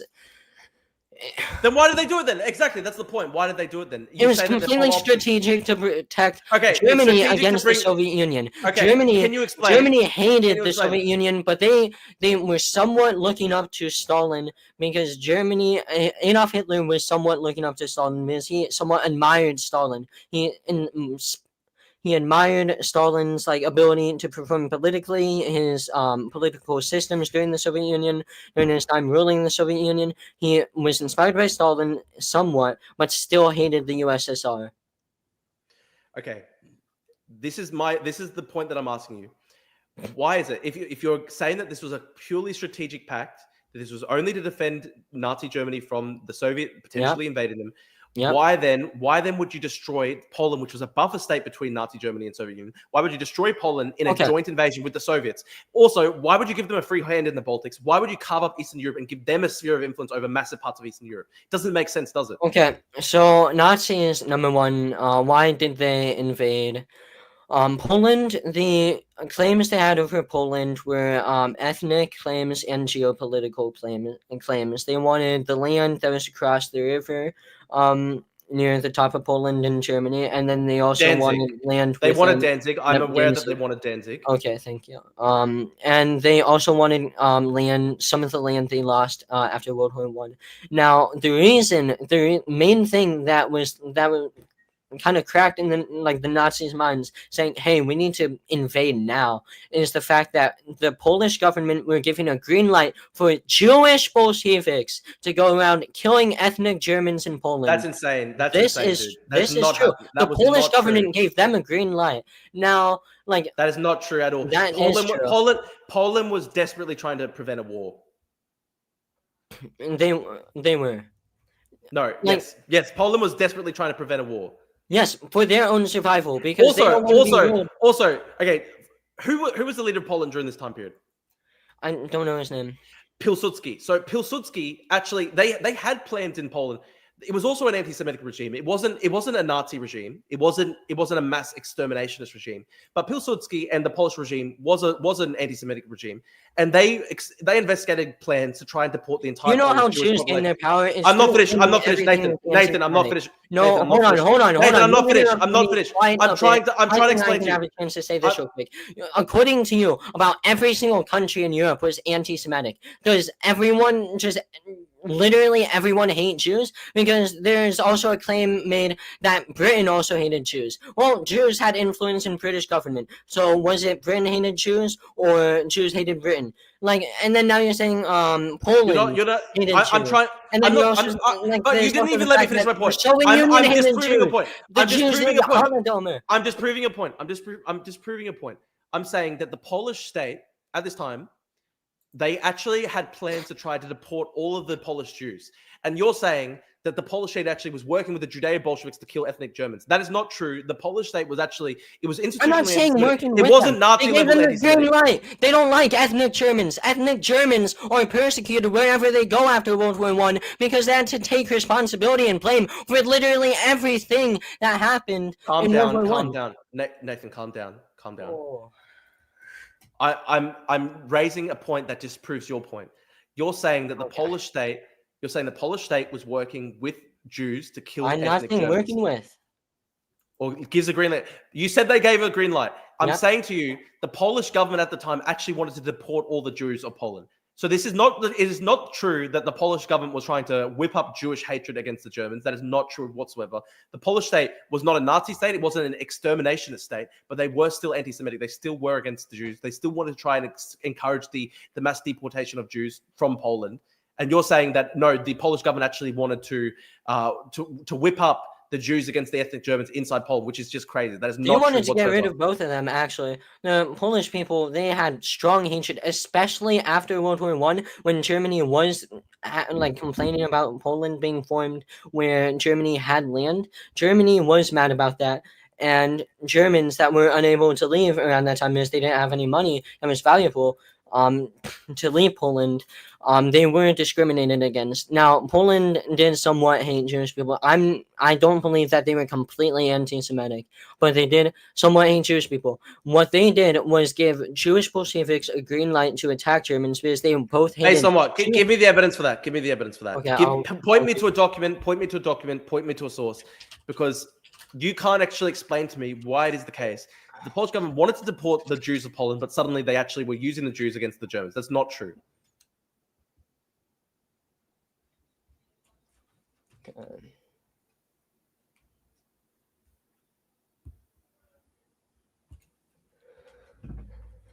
I don't have like all the citations and stuff on me now. Exactly, because it's not true. That's not true. No, I have. I told you again. I'm doing a lot of like research right now. My notes are all unorganized. So let's go to further documentation of the Holocaust, because you was asking me earlier. You asked me earlier, do you have any documentation that actually states that Hitler ordered it or that the Nazis did this? We can go to, for example, Himmler's writing to the SS head office, Gottlob Berger, 28 July 1942. Himmler says, the occupied Eastern territories will be Jew-free. The Führer has laid the implementation of this very difficult order on my soldiers. This is a documented piece of evidence in the German archives found by the historian Richard J. Evans in the archives of the German state. So what's your answer to that? This was as well, between the end of July 1942 and the end of September 1942, this was during one of the worst periods of mass murder inside Poland. Danzig massacres. This was around before. This was something that motivated Germany to invade Poland. The Danzig massacres were responsible for the murders of 58,000 German nationals in the Danzig corridor months leading up. Sorry, say that again. 58,000 German nationals killed in the Danzig corridor months leading up to the German invasion of the Polish. That's not true. That's just straight up. That's straight manufactured Nazi propaganda. There was no persecution of ethnic Germans in Poland prior to the invasion. Also, I want to ask you this. If it was really the case that Germany had to invade Poland just to protect the ethnic Germans, why did they invade the entirety of Poland? Why did they do a joint invasion with the Soviet Union? Why did they let the Soviet Union I invade answered Eastern why Europe? they did a joint invasion with the Soviet Union. I don't know why you want to continue asking that when I'm going to just keep giving you like answers. Why they invaded all of Poland? They didn't invade like all of Poland. They didn't take all of Poland. The only time they invaded the rest of Poland was when they were trying to do Operation Barbarossa, when they invaded the Soviet Union. They did. Yeah, Nathan, they didn't invade all of Poland because they allowed the Soviet Union to invade. Yes, and take to the appease Eastern them. To appease them. To appease them. But why? Why would they appease them? Why? It doesn't make Because sense. the Soviet Union is larger and has much more people to. No, than no, no, Germany no. does. Nathan, during this time period, Stalin had purged the entire officer corps of the Soviet Union. There was famine across all of Eastern Europe underneath the Soviets. Millions of Ukrainians died in the Holodomor. So it doesn't really make sense at all. There was no genuine Soviet threat to Nazi Germany at all. Why would they at all have to appease them by letting them invade the Baltic states, invade Finland, and invade all of Eastern Soviet Europe? Union Eastern has Poland? proven multiple times throughout history that, well, Russia in general has proven multiple times throughout history that they will recruit anyone and everyone they can. They will recruit about everyone. Really, they'll force everyone to serve the military and fight, whether organized or not. They will fight whatever threat they're trying to fight, and this has led them to having multiple victories. Also, important fact to point out. The Soviets had the Great European Plain. That is a geographical point that has stopped many invasions into Russia and has made it horrible for anyone trying to invade Russia. I think Napoleonic Wars and other wars between Poland, well, Prussia, and then Poland, and then other countries trying to gain land around the Great European Plain. Russia has stopped that basically by using that geographical point, and then again also the mass. Forcing the masses to join the military, whether organized or not. And then also it's very easy for Stalin to get officers to serve the military. He would easily promote people. Well, not easily, but he would promote whoever he wanted to, and they'd have to join, or else they'd be sent to a gulag. And that's why they did so well. Fear, and if you didn't do well, you'd be killed and replaced. What's the relevance of all this to your argument? Relevant source? My No, man, I mean, just search up a history of the Russia's military. No. What I'm asking you is this: why is it like? So your argument is, oh well, because Stalin utilized terror, therefore they had a large military, therefore they were a risk to Nazi Germany. If that was the case, why couldn't they even just win in Finland? They couldn't win in Finland during the Winter War. This was because you're saying this is your point. Let me ask you this, right? Hmm. The Soviet Union could not completely consume Finland, population 3 million. Soviets had basically like what was it, 50, 60 times the population. Geography. Okay, but it doesn't really make sense, right? It doesn't really make sense, right? The Soviet Union, with 50 times the population of Finland, couldn't invade Finland and completely occupy it. But you're telling us that Hitler had no choice but to appease Stalin by allowing him to invade all of Eastern Poland because, oh no, the Soviets were on the brink of invading Nazi Germany. That's not the case at all. They could not even beat Finland. They could not even beat Finland. Okay, so again, geography. If Soviet Union couldn't beat Finland, which they didn't, I know that. That's true. They tried going to war with Finland, got their asses kicked. That was geographic. It had to do with geography, the terrain, and then under preparation, because the Finnish military utilized tactics that blended in with geography and then other tactics as well. Nazis knew they couldn't get past the Great European Plain until they had much more of an industry built up. That's one of the reasons they also invaded Poland, because along with Lebensraum, they knew they could use Poland's industry to help boost their military. And that's also one of the reasons why Britain didn't want Germany invading Poland. I will give you that. Germany wasn't supposed to have a military, so them growing a military and then invading Poland to continue growing that military, that was actually a threat. Well, that was perceived as a threat for the British and French. I will admit that. That is true.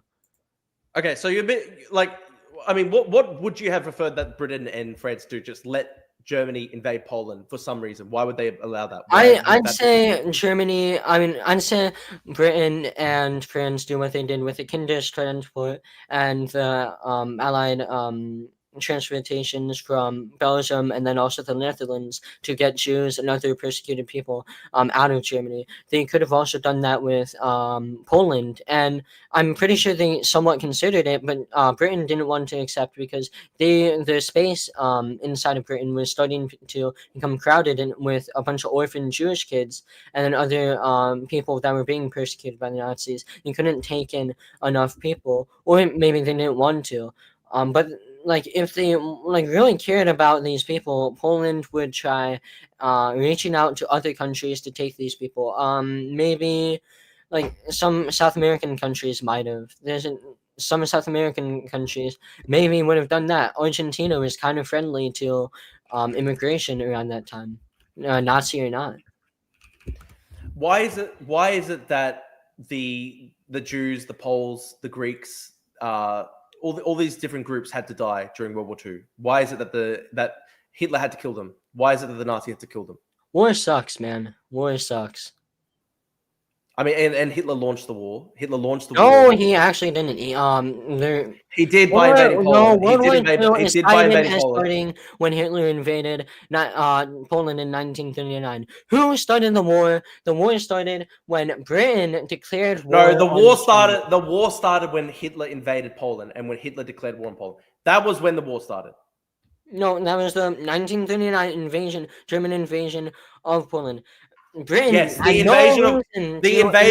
invasion of Poland was why the World War II started. It was the invasion of Poland that started World War II. It's Hitler's fault. Okay.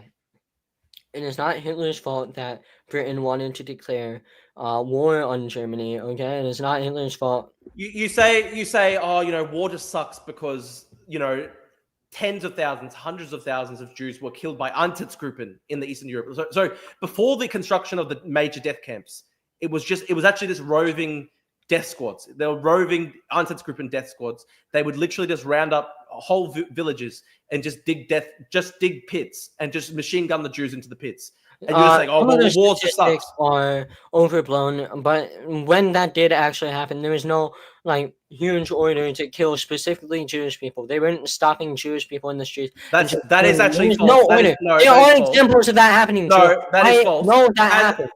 July 28, 1942, Himmler writes to the head of the SS head office, Berger, the occupied Eastern territories will be Jew-free. The Führer has laid the implementation of this very difficult order on my shoulders.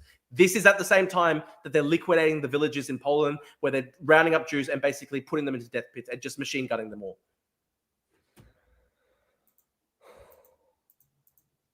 Well, I mean, again, earlier I said they had chances to leave. They were warned to leave multiple times. So because the Jews of Poland did not leave Poland prior to Germany invading Poland, they can all just be machine gunned and killed and shot into death pits. War was different back then. Again, I'm going to keep saying... War was different back then. They had multiple chances to leave. Why can't you just say it's morally wrong? And I tell this to people, we're going to start killing you because we don't want you in this country. Take our chains and leave. Go somewhere else.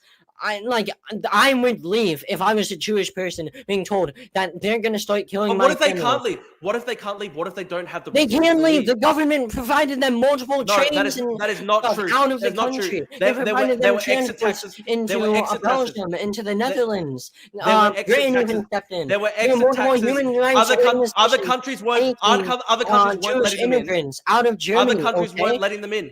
Other countries weren't letting them in. There were exit taxes imposed by the Nazis.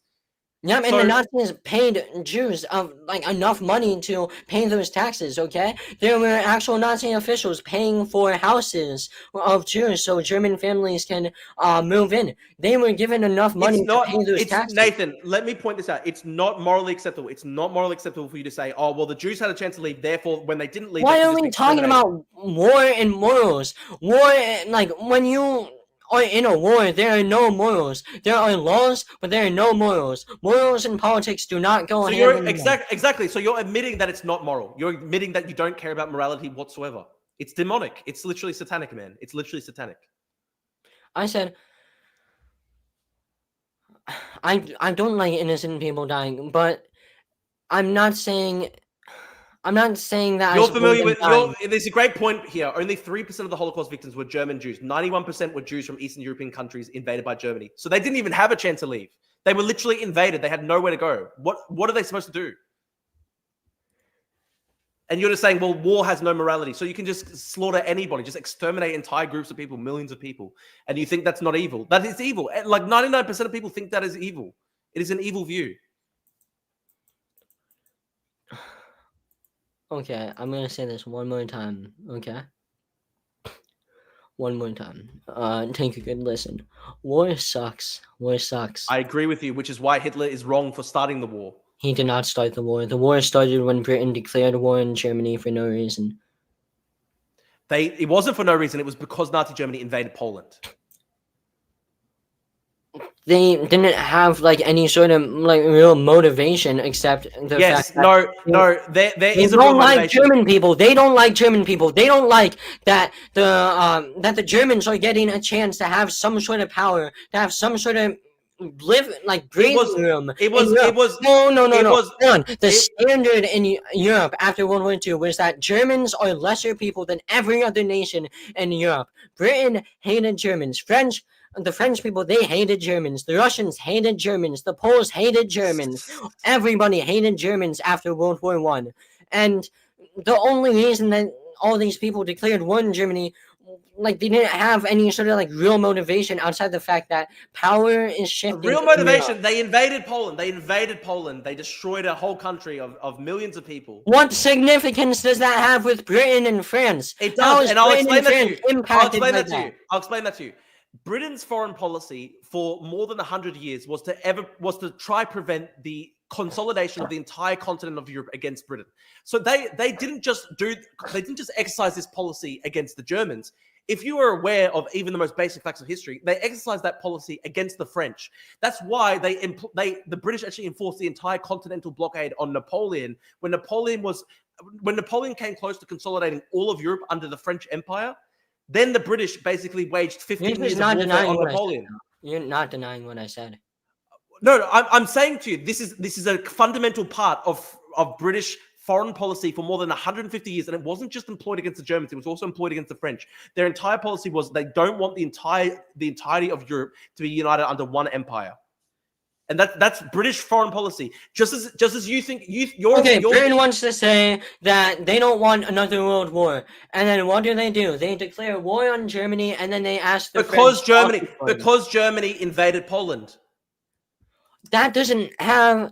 They were in a non-aggression pact, man. They weren't gaining anything out of that non-aggression pact. Sorry, explain that. Explain the idea of this non-aggression pact that somehow allows the Nazis to invade Poland and that not be an act of aggression.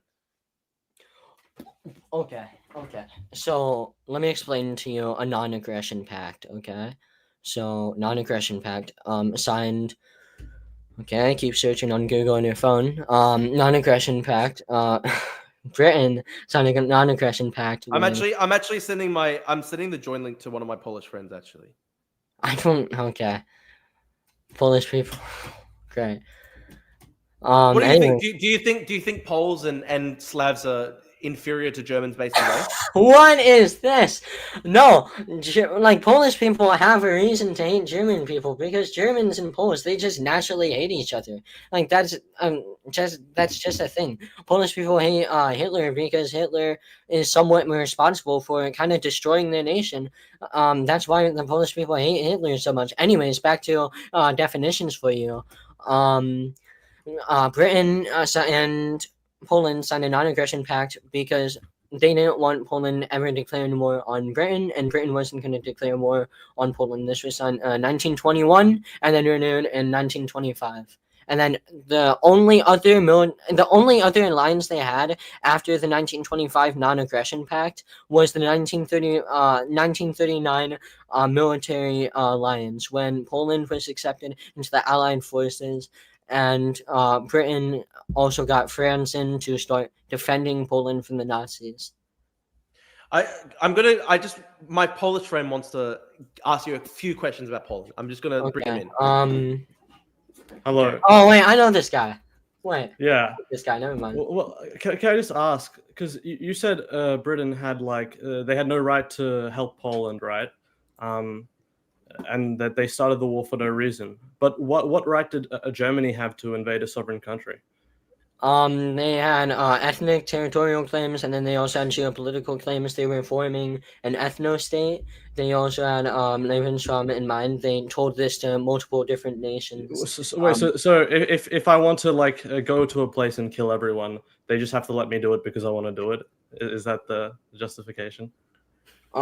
They were like originally like trying to kill a bunch of people and stuff like that. That wasn't the original justification. Well, Lebensraum, right? What if Britain was like, yeah, we want to just like invade Germany and kill all the Germans, or like displace all the Germans? Like, would that You have be? the right to declare war on whatever nation you want to, because like if you have a justification and you have Wait, but you were just saying that it's wrong for Britain to declare war on Germany, but you're saying that they had the right to do that. because they had no real justification. Okay. But you were The saying that justification was to wait. The justification was to stop what Germany wanted to do. no, the justification was to it was to Prevent Germany from happening. doing what you just said they wanted to do. No, the justification was to prevent Germany from having any sort of like larger power in Europe. That was the main justification. Because again, they didn't have any like real. Let me ask you this: even if that was the case, why is that wrong? I'm talking to your friend, not you right now. Well, no, but you just said geopolitical justifications are a valid reason to declare war. But when Britain does that in case of Germany, somehow that's not okay. Because the justifications were like different. The justification is wrong for Britain because Britain they were genuinely hateful towards Germans after World War I. Everyone hated Germans. You know why? Because they So you're saying that Britain's justification wasn't valid because they hated Germans, but Germany's was valid because they wanted to displace all Polish people for living space, like. They wanted to form an ethnostate in the land they had ethnic claims in. Except they didn't. Well, by ethnic claims, do you mean all of Poland or like half of Poland? What claim do they have to like the half of Poland that they took? Ethnic German history there, ethnic roots there. Well, no, ethnic Germans only lived in Western Poland, so they invaded all the way up to the halfway line with the Soviet Union. So why did they invade all of Poland if they only had the ethnic claim to the Western Poland? The reason they invaded up to there was because of Hitler's invasion of the Soviet Union. No, this was before. This was before the invasion of the Soviet Union. Before they invaded. Oh wait, yeah. That was because the non-aggression pact. They needed to split it up into spheres of influence. No, they split. Well, they split it up not based on any ethnic lines, but because they just wanted to take the land. And if Germany can do that, and you're saying they're justified in doing that, why can't Britain do the same thing to Germany? Okay, Britain is also. Hold on 1 second. Drew, nice 3v1 for a 14-year-old. Dude, Nice you could if you want to bring in another. Dude, you can bring in. I'll leave in a sec. I'll leave in a sec. I just wanted to ask this specific. I want to put no. Hang on. Shut 1 second. If you want, you can bring in another person. If you want, Nathan, I'm happy to. Well, to answer your question, anyone in the chat, I just want to say, anyone in the chat who wants to join Nathan's side, I'm happy for them to join, because I don't want people to say, oh, it's a 2v1 against a 14-year-old. Anybody in the chat who Nathan wants to add, I'm happy to add them to the call. And it can be I just wanted to ask this specific thing about why is Germany justified in doing all this? But ethnostatism. Sorry to cut you off. But basically, ethnostatism was a much more common practice around that time. Germany had ethnic claims to Poland. They wanted. But they didn't have ethnic claims to all of Poland, and they not invaded all of Poland. but then they invaded half of Poland where they didn't have ethnic claims, and then they invaded the rest. They of had Poland. ethnic claims in half of Poland because they didn't. They only had claims in the West. These alleged killings that you're talking about of ethnic Germans, they were only happening in Western Poland, not all the way up to the parts where they invaded with the Soviet Union. 1 second. I mean, the real justification they gave was capturing the Danzig corridor, right, to connect Danzig with mainland Germany. But they first of all, they gave the ultimatum after they invaded, which doesn't make sense unless they just wanted to invade all of Poland. And second of all, they did invade the rest of Poland, which didn't have ethnic Germans living on it. So it's clearly not because of ethnic ties, right?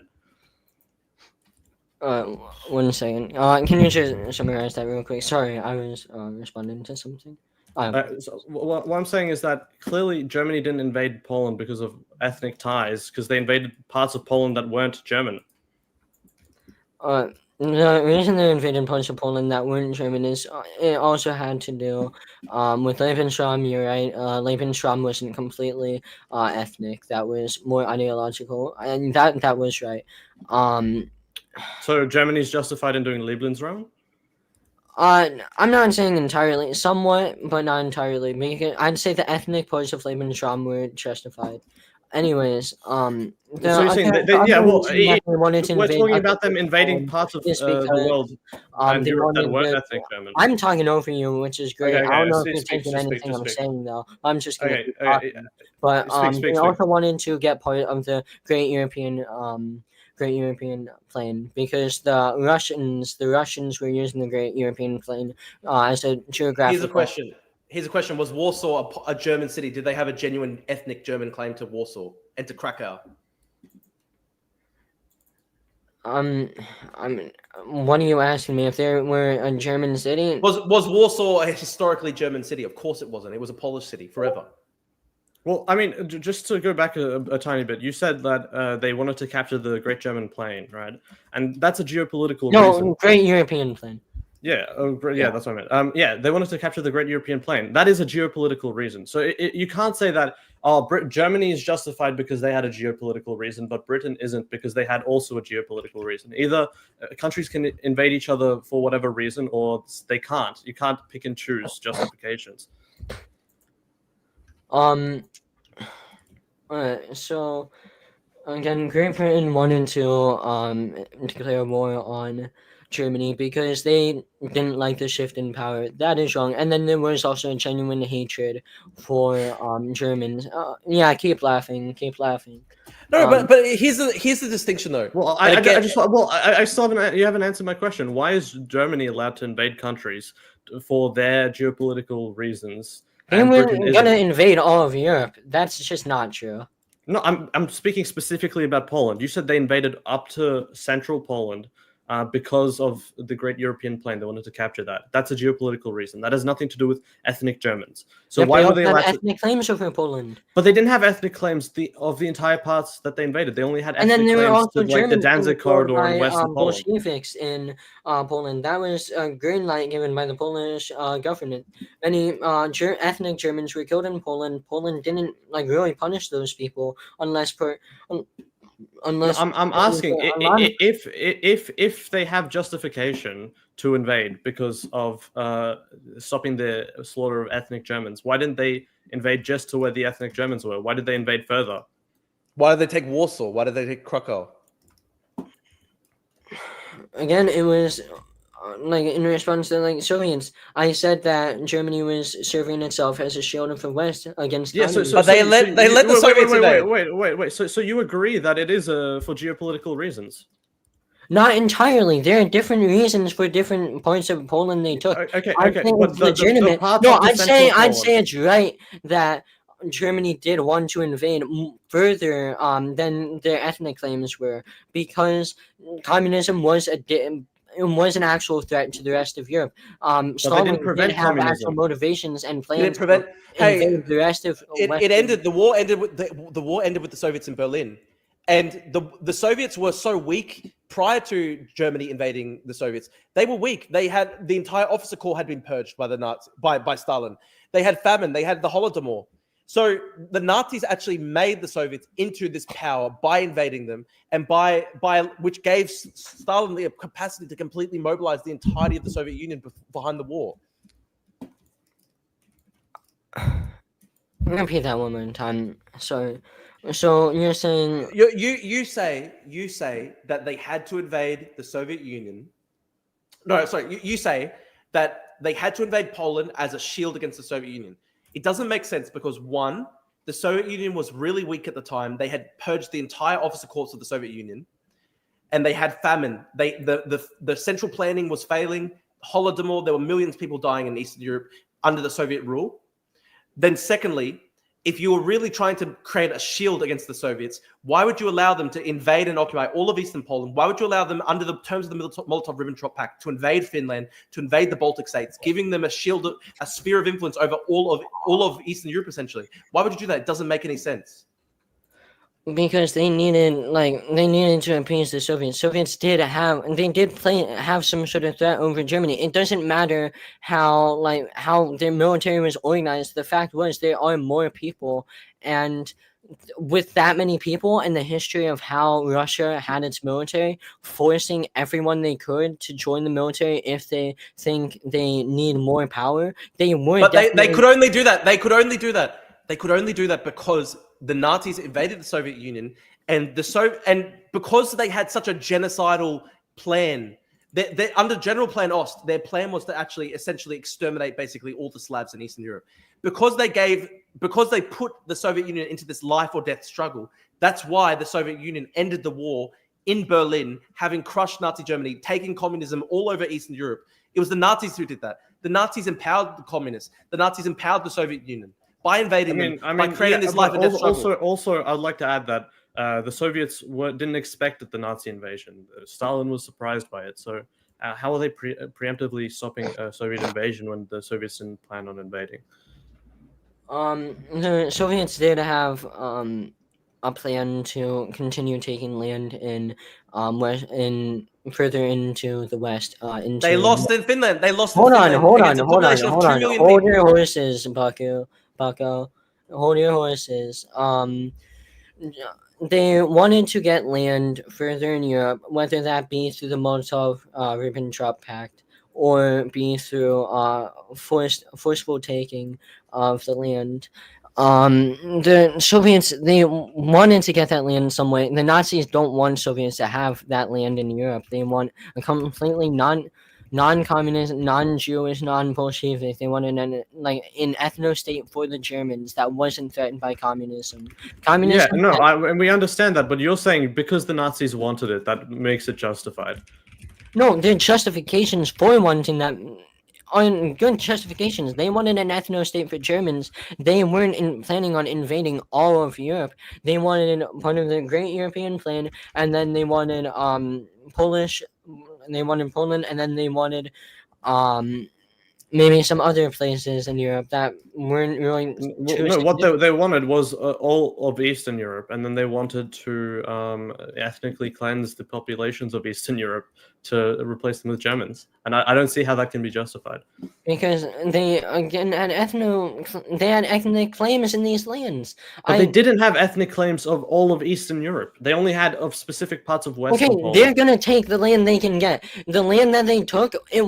Again, this is why I'm asking how is it justified? For the deaths of these people, because Germany wasn't going to kill as many people as they did in World War II if the Allies hadn't declared war on Germany. Because the Allies declared war on Germany, Germany had to invade France. They had to. I'm not talking about France. I'm talking about Eastern Europe. I'm talking about Eastern Europe. They had to invade all of these countries, and yes, why did they have to invade all people? Eastern Europe? Why did they have to invade all of Eastern Europe and ethnically cleanse the populations where they could? Because they were going to invade the Soviet Union. They needed to get communism out of Europe. It's not about communism. It was an ethnic struggle. They wanted to. Poland wasn't communist. Poland wasn't communist. We're talking about the Soviet Union. Where have you been? Yeah, they brought the Soviet.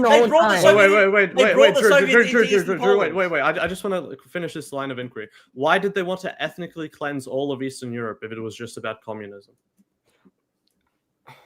Because there was a Jewish diaspora around. No, I'm not talking about Jews. I'm talking about Slavs. I'm talking about Eastern Europeans. Slavs. Okay, Slavs are not the Germans' racial policy. It extended wherever they had land. Okay, I'm not saying this is right. Okay, I kind of disagree with some racial policies in Germany, but what ones? The ones I disagree with. Yeah, what ones? Killing of innocent people. Some of the policies were flawed. I could probably find them real quick, but some of the policies were actually flawed. They did allow for German military officials to have unchecked power in the military. Around the time before where Wehrmacht autonomy was taken, they had the ability to just go out and kill whoever they wanted, and they were justified because they were military. Hitler disagreed with that, but didn't really do anything about it because he was preoccupied with a bunch of other things, politically mainly. But I do disagree with some of the I disagree with basically all the policies that were flawed because they allowed for more innocents to be killed without any punishment without punishing None of this is like relevant to what I'm talking. I'm not talking about individual acts I of was violence. answering I'm talking Drew's about question because well, he wants to I'm randomly talking butt well, in. all right, well, I'm talking about the systemic plans to depopulate Europe. I'm not talking about individual acts of General violence. Plan Ost. General Plan Ost. Well, yeah, Yeah, general yeah. plan OST. That was for the land that they took. That was around. I think after they secured all that land in Poland, the land that they kept in Poland, I mean, they wanted to start. They wanted to start making their ethnostate and start deploying their ethnic racial policies. Wait, so you admit that Germany's plan was to invade Eastern Europe and depopulate it in order to create a German ethnostate? Yeah. Yeah. Basically. And do you think this is? And why do you think Why this is that justifiable? Yeah, why is that justified? Because the amount of land that they took originally, they had some ethnic claims, and then also in other places, how you were talking about, they expanded past their the places that they had ethnic claims. You're right about that. You are right that they expanded past some of those ethnic claims. I have a map in my room, of like the battles. They wanted to expand that ethnic policy wherever they had land. And in my philosophy, you guys definitely disagree with this, but I think some genocides are justifiable as long as they are in your own people. You give them chances to leave, and it's in your territory. Yeah, Wait, sure, you're saying some genocides are justifiable. Well, no, but Nathan, even if we were to suppose that's true, the issue is that these weren't German lands. This was Eastern Europe and Western Europe. Germans had no claim to tell the people of these lands whether they could. Okay, Western Europe. They weren't gonna invade Western Europe until Britain and France wanted to continue. That has nothing to do with what I'm asking. Why do the Germans have the right to decide Western Europe whether they could have Jews or not? Wait, because you said they allowed them to leave in Germany, and that gives them the right to genocide them if they don't leave. I'm asking, in Western Europe and places like this where they weren't given the chance to leave, what gives Germany the right to decide whether Western Europe or Eastern Europe should have Jews in it? They were expanding their policy to wherever they had land. The land that they took, they weren't really given much of a chance to leave, which I think that is bad. But overall, the fact is that they wanted to make an ethno-state, whether you believe that's right or wrong, whether I believe that's right or wrong. They had legitimate reasons for getting rid of these people. What legitimate reasons did they have to get rid of Jews in Western and Eastern Europe? Okay. Right of conquest. The right of okay, then Britain had the right of conquest against Germany. Then Britain could just do Dresden, and you can't complain about it because it's the right of conquest. No, what are you talking about? When they were bombing Dresden, they were killing German civilians. They were doing it on purpose. The entire you just said Dresden was continue killing Germans until Germany gave up. How is that right for you? That is not right of conquest. That's not right of conquest. Nathan, you just said that you did. So when Britain bombs Germany, it's imperialism. But when Germany bombs Warsaw, it's just the right of conquest. That's retarded. That doesn't even make sense. Okay. Were they Germans were like not mainly targeting like civilians or anything like that? Yes, they were, dude. You literally said 5 minutes ago. You said that in, like cities and stuff. They're like Polish people were still like. They were around military. There were military units around Polish That's citizens. not true. No, that's not true. The Germans purposefully targeted civilians in the lands that they occupied. So this is like even worse than what Britain did. Britain was targeting civilians in lands that they didn't occupy. Germany took over lands and then targeted civilians that had no one protecting them. Okay, hold on. Let me talk.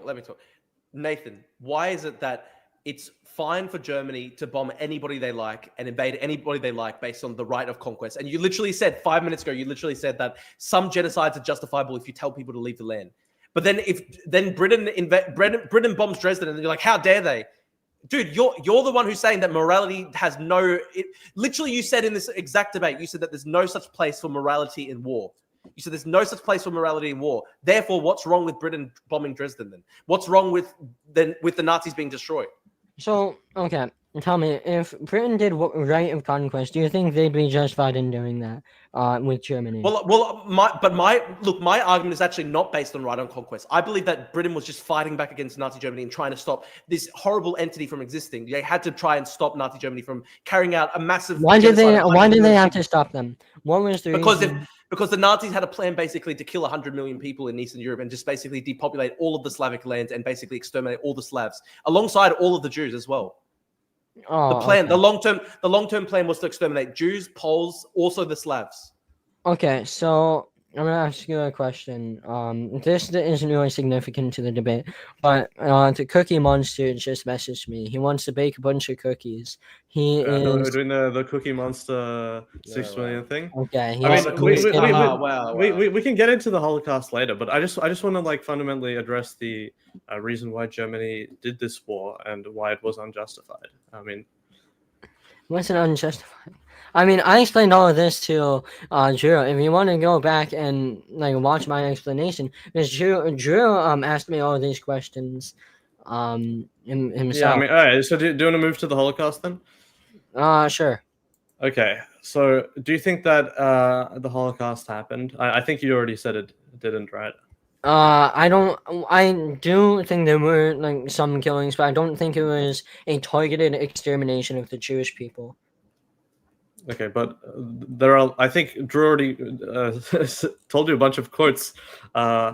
I don't. I can give you more. I can give you more. Yeah, well, yeah, you can bring up the quotes. Yeah, people say a lot of things in politics. I don't care. Let me read out a couple for you. I care about what happened, Drew. Okay. When I went to a Holocaust memorial, there's a fake quote from Hitler on the wall. A quote that Hitler never said. I don't care what. Hold on. Before you say what you're about to say. Okay, I don't care what any Nazi said. I care about what happened. Okay. Okay, this is how we're establishing that it happened. We're going through the German archives. Order given by Himmler to the SS in the area of the Pripyat marshes on 30 July 1941, 3 months prior. All Jews must be shot. Drive Jew women into the marshes. Reporting on their attempt to carry this order out, the Mounted Division of the 2nd SS Cavalry Regiment noted on 12 August 1941 in terms that left no doubt as to the purpose of this action. Driving women and children into marshes did not have the success that it was meant to, since the marshes were not deep enough for them to sink in. In most cases, one encountered firm ground, probably sand, below a depth of 1 meter, so that sinking in was not possible. So this is just actually from the German archives. It's literally the SS units reporting to Himmler based on his demands that they be exterminated. So what's your answer to this? Can you message me that quote on Twitter? Sure thing. It's from, and I can give you the source. It's Richard J. Evans, the historian, lying about Hitler. It's his account of the Irving trials. So, no, hold on. That's not even, wait, was that a quote from Himmler? It's a quote from Himmler. Richard J. Evans went to the archives in Germany, took the actual direct papers that Himmler wrote this down on, the actual direct orders from the German archives. All right, can you send me the quote? Okay, sending you the quote now.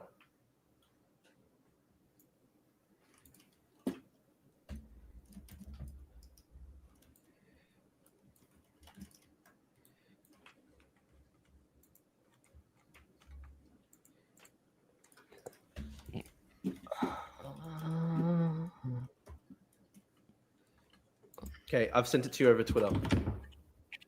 Okay. I'm gonna be back real quick. I need to get a drink. Okay. Okay. Mountain Dew. And what an interesting conversation. Very interesting. We should get more of people on his side up. I want to hear. I've offered this. I've had on the stream a link for people to join for the past 20 minutes, and not a single person has joined. People saying quit the 2v1. Anybody can join. Literally anybody. Listen, if Nathan wants me to leave, I'll leave. I think it's unfair that it's a 2v1. Okay. I'll wait for him to get back. But if someone else joins, I'll stay. Well, that's the thing. The people saying, "Oh, well, Drew tried to bring in a second person to make this unfair." Listen, I've literally got the link on the stream. Anybody who supports Nathan can join the stream. I've literally got the link to join the stream right now.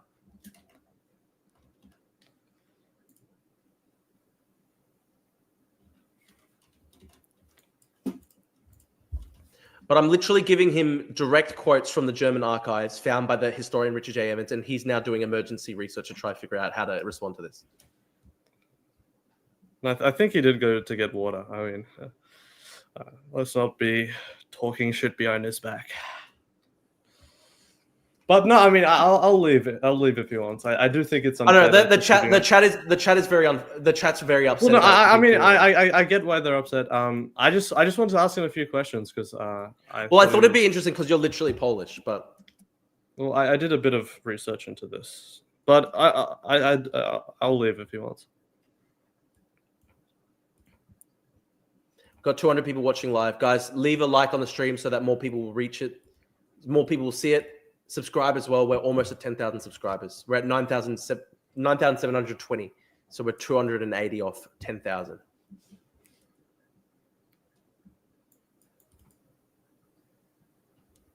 Did anyone join? Someone goes, who pulls up historical documents during a debate? Pretend you aren't reading something at every pause. Dude, I literally did preparation. I went and read books. Sorry for fucking preparing.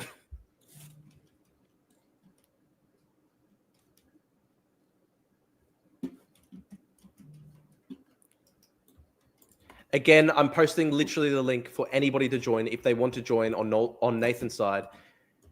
If you can literally watch on the YouTube right now, I've got the StreamYard link right here. You can put it into your search bar. You will find the studio. I'll add you to the studio, and then it won't be 2v1. Any Groiper can join. Any Groiper can join.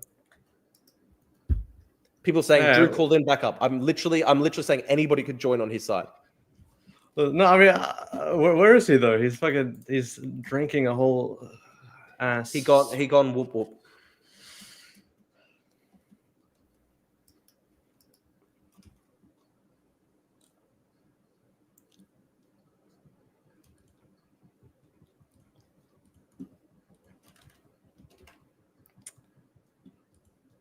I even said we can have Nick Fuentes on the stream if he wants. Nick Fuentes is not fucking joining. I don't. Oh, apparently we've got somebody who's joined. Somebody who put their name Groiper. Who is this? Ooh, a Groiper. That'll be fun. Hello. Hello. Who's this? I'm a Groiper. You are? Okay. Okay, you're gonna argue to help Nathan. What's your plan? What do you want to argue? What's your point? Yeah, I'm just gonna wait for him to get back. Okay. We've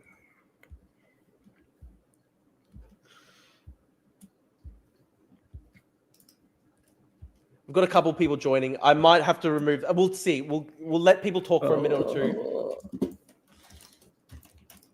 Is this thing working? Hello? I'm letting some Groipers join to help Nathan. I'll give it a minute or two. If they're just trolls, I'll remove them. I'll give them the chance to prove that they can argue respectfully. By the way, guys, obviously I don't want my stream to get taken down. If you use slurs or anything crazy, I'm gonna just remove you straight away. Okay? Yeah, that's cool. Okay.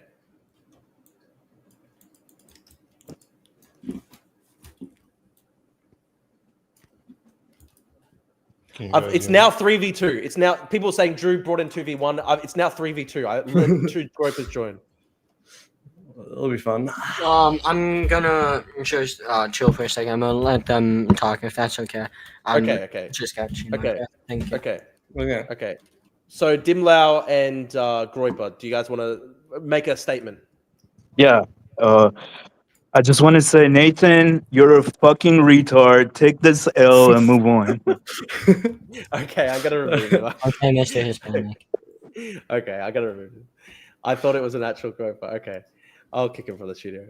There's one other guy, Dimlau. Dimlau, are you there? Can you hear me, dudes? Hello? Hey, are you actually on Nathan's side, or are you also gonna troll? I'm just trying to catch up to see what's going on. I see you guys talk about the Second World War, what the Nazis did. Can you sum up the situation? Yeah, so Nathan's stance is that he's a Holocaust denier and he supports Adolf Hitler. Oh, Jesus Christ. How can you do that? Okay, so you're not pro-Nazi. Okay, all right. Man, we need. Okay. I hate to say it, but we need Nazis in here, bro. Okay, listen. How I think I'll put it 1v1 again. Okay. I'll leave. Okay. how hard is it is for people to just go to school? Okay, all right. There's one person here. Hello, who's this? Hey, Nathan, you need to watch your dad's debates. Okay. Okay, they're not real. Okay. Yeah. Listen. I offered to have people join to support Nathan. They were all trolling. Okay. Yeah. I get it. All right, let's go back to 1v1. Let's go back to 1v1. Unless Nathan, obviously there was somebody on my side for a period that was 2v1. Yep. I'm happy to go 2v. I'm happy for you to bring in somebody, and I'll go just one against you two. If you just to even out. If you've got anybody you want to join. No, I don't have anyone. I'm happy. I'm happy make it fair. Obviously, my Polish friend joined for a bit. You can have somebody join, and it'll be 2v1 just against me by myself. I'm happy to make that call. Oh, I'm fine with just continuing it how it is. I don't really care about what he has to say. I kind of dismiss Polish opinion about World War II because it's very Polish opinion. Why's that? Poles have a legitimate reason to hate Hitler, and they're always gonna hate Hitler. That's one of the main reasons they hate Hitler because they think he destroyed their country. So they're always. He did obviously. He killed millions of Polish people. He bombed multiple Polish cities to the ground. I'm pretty sure that would be a pretty strong reason to dislike. I'd say the Soviets were probably worse for Poland. Just economically, they did like Poles had issues getting food when Germany was occupying because Germans were taking the food for the military. That's true. That is documented. However, the Soviets, when they were occupying Poland, they were continuing. They were using some of the concentration camps to have their own genocide of people they didn't like. I mean, like Germans and other Polish people. They actually didn't like the Polish people either. They actually barely got any food. The Soviets limited food and supplies Poles were allowed to have during occupation, and they destroyed the Polish economy too, because they barely had any money of their own to help Poland be somewhat substantial. I want to go back to your argument before that. You actually said that some level of genocide is justified. Mm-hmm. So, do you want to outline that position more for us? Okay, so this is kind of an old definition. Old justification. Ethnostatism specifically. Ethnostatism is always violent. It's not a pretty experience for the people targeted, especially. Ethnostatism is violent and sometimes barbaric, inhumane.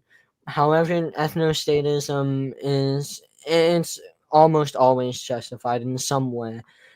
For example, a good example is actually Germany. They wanted to become a German ethnostate for Germans only and Germans always. It was a violent process because they had to get the people out. One way or another, the people that stayed, they had to kill them because there wasn't really any other country that wanted. They had to kill them. Yep.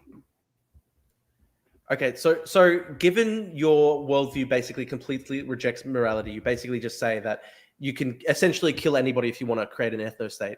Then there has to be like, I'd say in my version is, if you take the proper steps to get these people ways out of here, and that's what Germany actually did. Germany gave them multiple chances to leave, and they gave them ways to leave. Well, did they really give the Polish Jews a chance to leave? Like these people were in a country that was invaded by Nazi Germany. I mean, that point, like it's kind of unjustified. It's half and half. It's much more like unjustified than justified. I'll concede that. Here's a good one.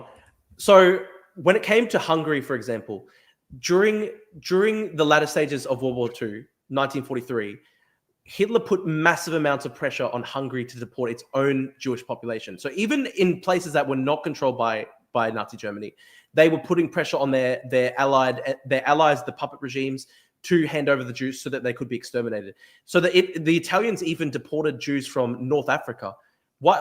The Italians were deporting Jews from Tripoli. Like why is that justified? How is that justified? These Jews were living in Tripoli, in Libya, and they were being deported to Auschwitz. There were Jews from North Africa that were being deported to Auschwitz. How is this justified in any way whatsoever? Italy has always been somewhat racist towards Jewish people. Actually, they've never really liked Jewish people. They had their own reasons, but I think that was mostly motivated by Germany. I'm not saying that's justified. I'm focusing on Germany. But the thing is, let's hold go down. on. Italy deported the Jews because their racial policies changed a lot more when Benito and Hitler got closer ideologically too. So let's focus on the Hungary example. This is from the book this is from Lying About Hitler by Richard J. Evans about the Irving trial. The meeting between Hitler and Horthy on 16 and 17 April 1943 was in part designed to escalate the pressure that the German government had already put on Horthy to solve the Jewish question in Hungary once and for all, and to persuade Horthy to remove the obstacles that he had so far put in the way of the forcible deportation of all of Hungary's Jews to territory controlled by the Nazi regime. The minutes of the meeting were taken by Dr. Paul Otto Schmidt, who confirmed them and added his own recollections at the Nuremberg trials. The minutes for the second day's meeting on 17 April 1943 recorded a statement by Ribbentrop in Hitler's presence, with Hitler sitting next to Ribbentrop, to a point made by Horthy, who was the leader of Hungary at the time. On Horthy's retort, what should he do with the Jews then, after he had pretty well taken all means of living from them? He surely couldn't beat them to death. The Reich Foreign Minister Ribbentrop replied that the Jews must either be annihilated or taken to the concentration camps. There was no other way. And then Hitler almost immediately confirmed Ribbentrop's explicitly murderous statement at some length. Quote, where the Jews were left to themselves, as for example in Poland, gruesome poverty and degeneracy had ruled. They were just pure parasites. One had fundamentally cleared up this state of affairs in Poland. If the Jews there didn't want to work, they were shot. So straight up, he's admitting that they're just executing Jews. If they couldn't work, they were given chances to work. I mean, you just read that yourself. But they were executing the people who were doing slave labor. The ones who couldn't do slave labor were executed. If they couldn't work, they had to perish. They had to be treated like tuberculosis, from which a healthy body could be infected. That was not cruel if one remembered that even innocent natural creatures like hares and deer had to be killed so that no harm was caused. Why should one spare the beasts who wanted to bring us Bolshevism more? Nations who did not rid themselves of Jews perished. So this was Hitler directly to the leader of Hungary, after confirming, as Ribbentrop confirmed next to him, that the Jews had to be annihilated and exterminated. So is this not evidence that there was mass killing of Jews, that there was a plan to exterminate the Jews? And how is this not evidence for the Holocaust? Germany needed the Jews. Again, it's either work or die. A lot of the Jews reasonably chose working because they were given housing, they were given food, they were... What about kids? What about kids? Hold on. And you know what? That kid's point. Oh, I'm gonna get to those kids. Anyways. They were given chances to work, they accepted the chances to work. Not all of them, so they were killed. But the ones that were working, they weren't killed. That's when the Allies liberated a lot of the camps. The ones that were working, did their jobs, were still alive, and that's because the Nazis needed them. They're not going to just start exterminating everyone willy-nilly. And if you're not working, you don't serve any purpose to the Germans. And if they've already tried getting rid of as many Jews, humanely as they could, they can't... Humanely? Yep, they sent these Jews away. They said, go away. They gave them options to leave. They forced them out, too. People had to try to stay. What about kids, for example? Kids, the Kindertransport. Britain took as many Jewish kids but as many kids were exterminated. Many kids were exterminated, though. Hitler disavowed that himself. He didn't. He actually He disavowed that himself. There's literally quotes of him saying that not a single Jew should stay alive, that they must be destroyed, that they're pestilence, that they're tuberculosis. And you're saying that Hitler disavowed killing children. He didn't support Nazis killing children. Nazis that killed children were actually punished more than they were in other militaries. Then what explains the entire loss of this generation of Jewish children in Europe during this time period? Oh man. The Cookie Monster just messaged me again. Oh, you think it's really funny, don't you? You know, I am holding back somewhat of a smile, but Cookie Monster is messaging me. He has a lot of muffins. He wants to get these cookies baked. How many years would it take him to bake 6 million cookies? I've heard the 6 million cookies retarded groper joke many times. It's not really edgy, dude. Listen, man, this is getting really sad. Like you're such a young guy. Why do you have to have so much hatred in your heart towards Jews? I don't hate anyone. I love everyone. That's why. But dude, you literally said in this debate that genocide can be justified if you want to create an ethnostate, and that I love my people. I love my people more than other people. But why do you support like killing or just genociding people from different races to create an ethnostate? Ethnostatism. But you've literally said that you can genocide people for this. So why do you support that? That is based on hatred. No, that's not based on hatred. That's just based on preservation. That's exactly what it was. Self-preservation. You have to genocide people, otherwise you will be destroyed yourself. Germans were becoming a minority after the end of World War One. There are a lot of. That's so not true, dude. That's not true. There was no mass migration in Germany at that time. No, I'm saying there was mass migration. I'm just saying there were a lot of immigrants coming into Germany. That doesn't always mean mass. What immigrants? What immigrants? Immigrants from other European countries, specifically, maybe some immigrants from Africa. When Germany lost African colonies, there was race mixing in Africa too. So non-white Germans from Africa. Dude, Germany was like 98% ethnic German. 99%. Like Jews were 1% of the population of Germany. Okay. Well, that is true.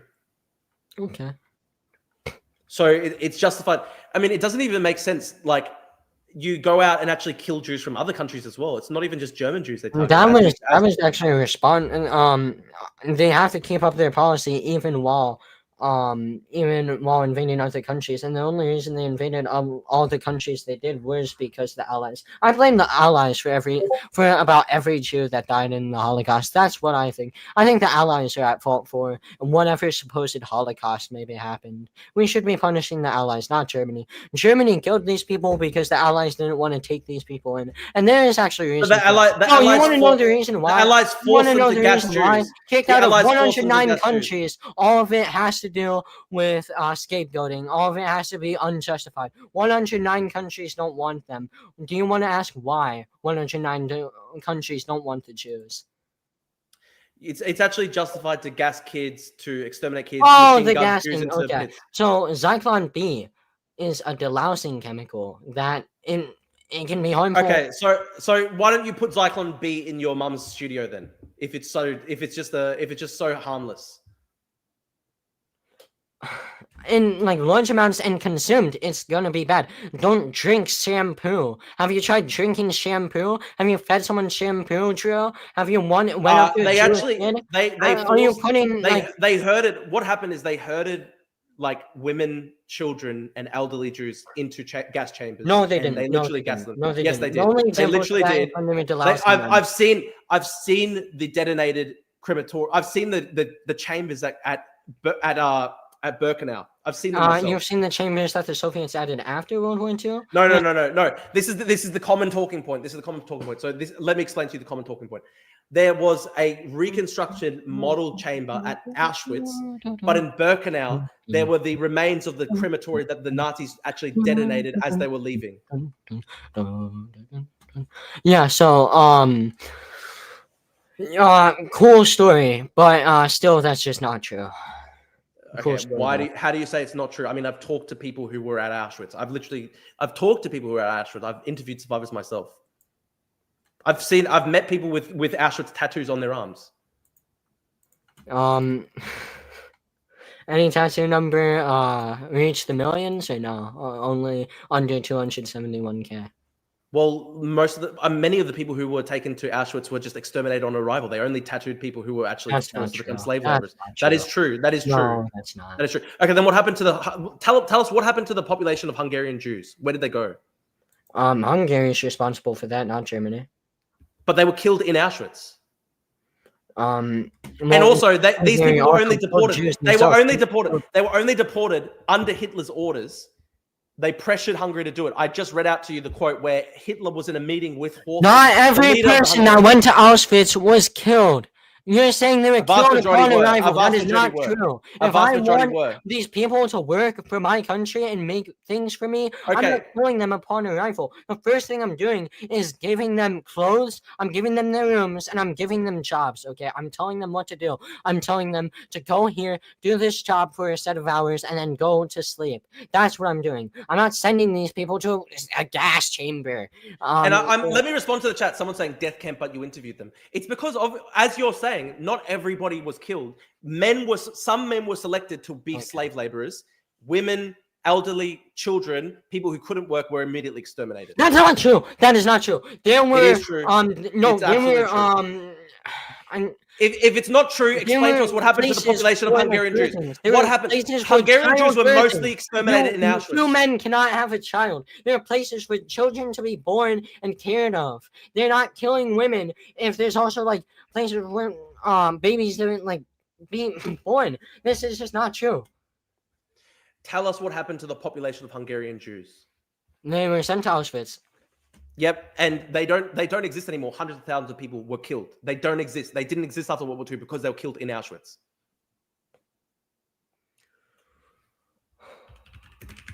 Okay. So how do you explain that? Like an entire generation is just gone. You can't just say, like, where did they go? They just vanished into the ether. They were deported to Auschwitz. You just admitted they were deported to Auschwitz.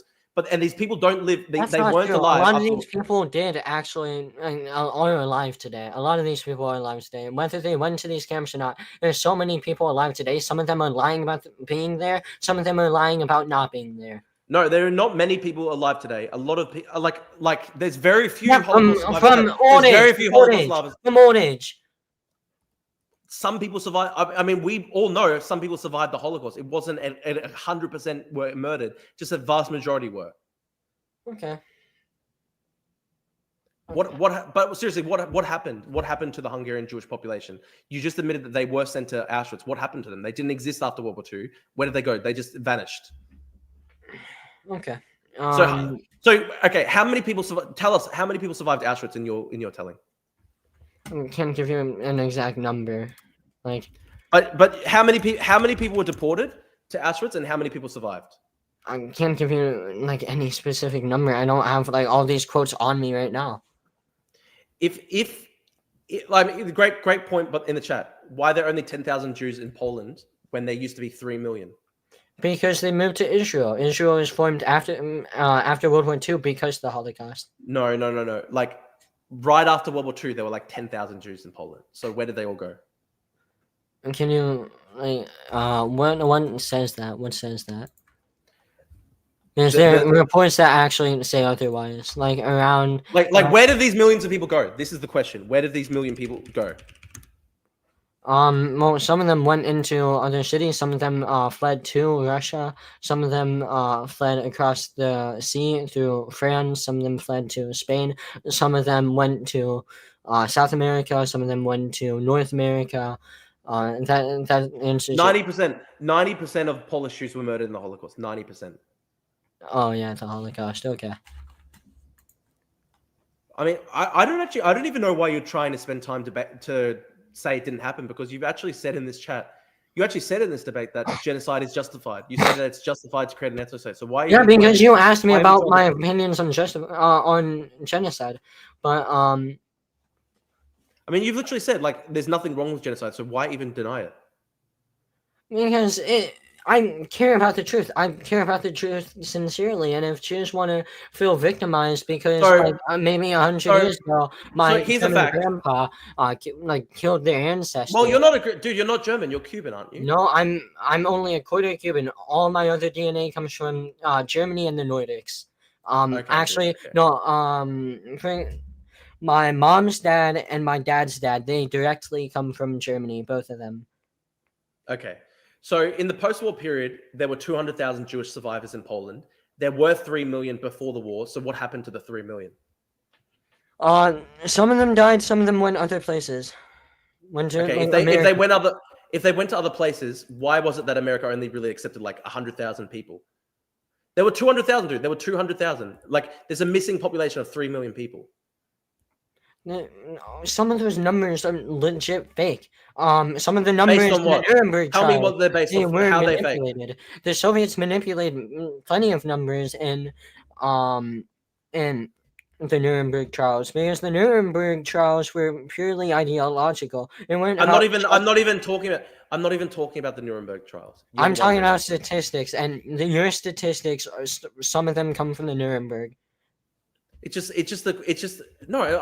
I'm just wondering. Like it is an established historical fact that there literally are millions of Polish Jews that just vanished in World War II. They just don't exist anymore. So where did they go? Okay, I'm gonna say this one more time. They went other places, or some of them died. Okay, how did they die? Disease in concentration camps, for example. That was one of the main reasons. Okay, Jews had so when you a lot of Jews when you herd people into concentration camps and then they die, is that not your fault anyway? You herded them into the concentration camp. That's not their fault, because there is disease rampant. They again had multiple meetings. Higher ups had multiple meetings on how to stop the loss of life. The delousing chemical, Zyklon B, that was to help stop the disease. And then also the hospitals, they did do some sort of experimentation on old sick people, but that was to end the typhus. A lot of the Jews had lice. That's why, and that's where typhus comes from. Lice. They shaved their heads to stop lice. Tell us. I want to know this, right? You said that it's justifiable to genocide people to form an ethnostate. Okay, now, okay. What? Would it be justifiable to do that in America today to form an ethnostate? Yeah. So you think it's justifiable for America to kill non-whites to form an ethnostate? As long as they give them ways to leave, and then they start forcing them out after a few years, then yeah. So mass killings, like actually mass killings, give people a time to leave, and then all non-whites should be exterminated. Yep. Seriously, you believe in the extermination of non-whites in America? Yep. Not a single non-white? Mm-hmm. What about you? You're a quarter Cuban. I'm more European. What about Nick Fuentes? Nick Fuentes is like 30% mestizo. He's like 30% like Latin. More Italian. He's more Italian. So you're gonna say, what's the cutoff then? Like 30% non-white, you're allowed to live, but anybody more than 30% non-white just exterminated. I mean, as long as you're like, I don't know, maybe like 80 to 20, like 75%, 80% European, like directly European. You have ancestors that come from Europe. That is where your bloodline is. So if somebody's 64% European, they're allowed, like what's the cutoff? What's Then the cutoff? get them out of here. That's my opinion. Okay, so someone's 30% non-European, exterminate. But if they're 31%, but if they're 29% non-European, they can live.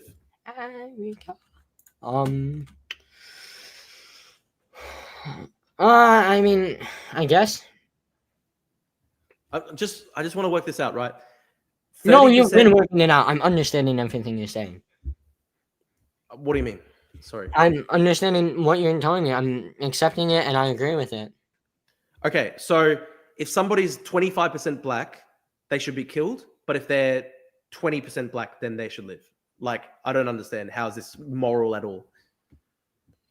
I mean, it's not really about morals. It's about ethnostatism. It's about putting your people, giving them a direct home forever, establishing a racial state. And also, I'm not saying like. So what happens to your grandmother who's Cuban? I mean, why are you bringing family into this? This isn't. Well, you're the one, dude. You're the one who's saying that non-white should be exterminated. Okay, so. I mean, well, how do you think I'm going to answer this? Genuinely, you just want you know how I'm going to answer this. Well, of course you're not going to want your grandmother to be killed. So isn't that telling you that this is a psycho argument, that this is a terrible thing to do to people if it would hurt people like you, people you love like your grandmother? She'd probably leave. She is a smart lady, so she'd be packing up and leaving. So you think your grandmother should be deported? You know exactly what I'm going to say. You're just trying to get me to say it myself. But it's psycho, dude. How can you not see that this is crazy? Okay. People you love. Why would you do this to people that you love? It doesn't make sense, dude. The people that I love, I want them to have a permanent home. The people that I love, I don't want them to constantly be attacked like they are right now. The people that I love, my race, my ethnicity that I'm proud of being, I'm like. So you literally want to deport your abuela? That's crazy, dude. This is crazy. Can't you see that this is a stupid argument? It's not a stupid argument. If you, Of course it is, dude. if you were Dude, touched by Jewish, dude, it's people, then crazy. you would understand this. If you were what? Sorry. If you were in like Israel cucked, you'd understand my argument completely. I don't get it. What do you mean, dude? Nobody would deport their own grandmother. You're fucking crazy. Okay. Dude, nobody would deport your own grandmother. That's as self-hating as the communists who hate themselves for being white. That's just as Why are you self-hating. resorting It's to like- personal attacks? This is about politics. We went from the Holocaust to my grandma. What But does my dude, grandma have dude, to do with the Holocaust unless she because was you're a Jew, dude, unless because you're she was adv- working there? dude, you're advocating because you're advocating literally. I asked you whether you would advocate the same policies in America. You said yes, and I said it doesn't make sense because in your own personal life that would make horrible choices. And you're saying I don't care, and that's crazy, dude. That's evil. I love my grandma. It's not a personal thing. It's just about It's about the ethnostate. But why can't you just see though? Why can't you just see that it's a bad standard if it would lead to deporting your own grandmother?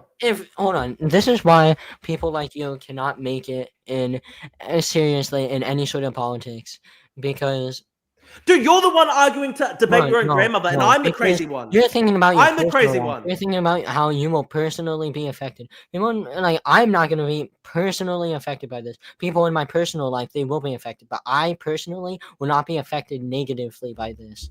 And You wouldn't be negatively personally affected if your grandmother was deported. I would still talk to her. I would still visit her. Dude, this is crazy, dude. This is fucking crazy. Okay. Dude, you don't even have to argue this.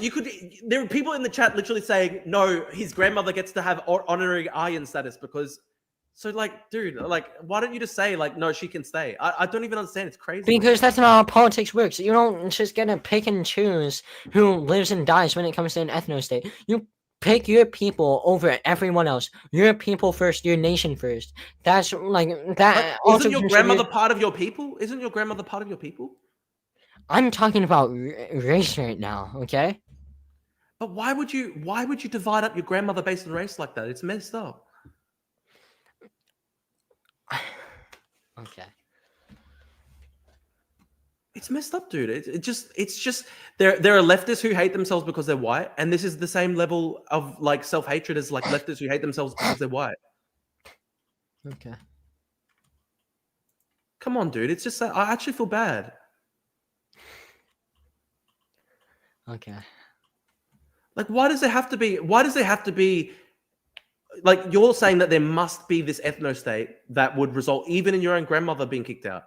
It's like, dude, like you could say lower immigration to America without saying literally deport my own grandmother. It's crazy, dude. I've explained it multiple times, but it's whatever. We're not gonna change our opinions. You're not gonna change mine. I'm not gonna change yours. I don't know.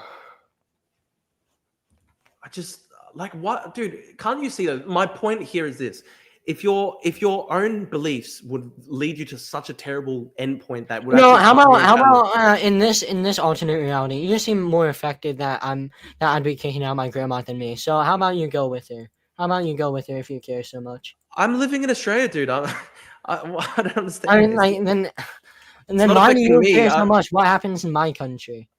It's Well, not your country. I just think, dude, listen, I'm somebody who is interested in human civilization. I'm interested in philosophy. I'm interested in morality and ethics. And I think it's immoral to say that your own grandmother should be kicked out. Okay. Oh, dude, I just feel bad.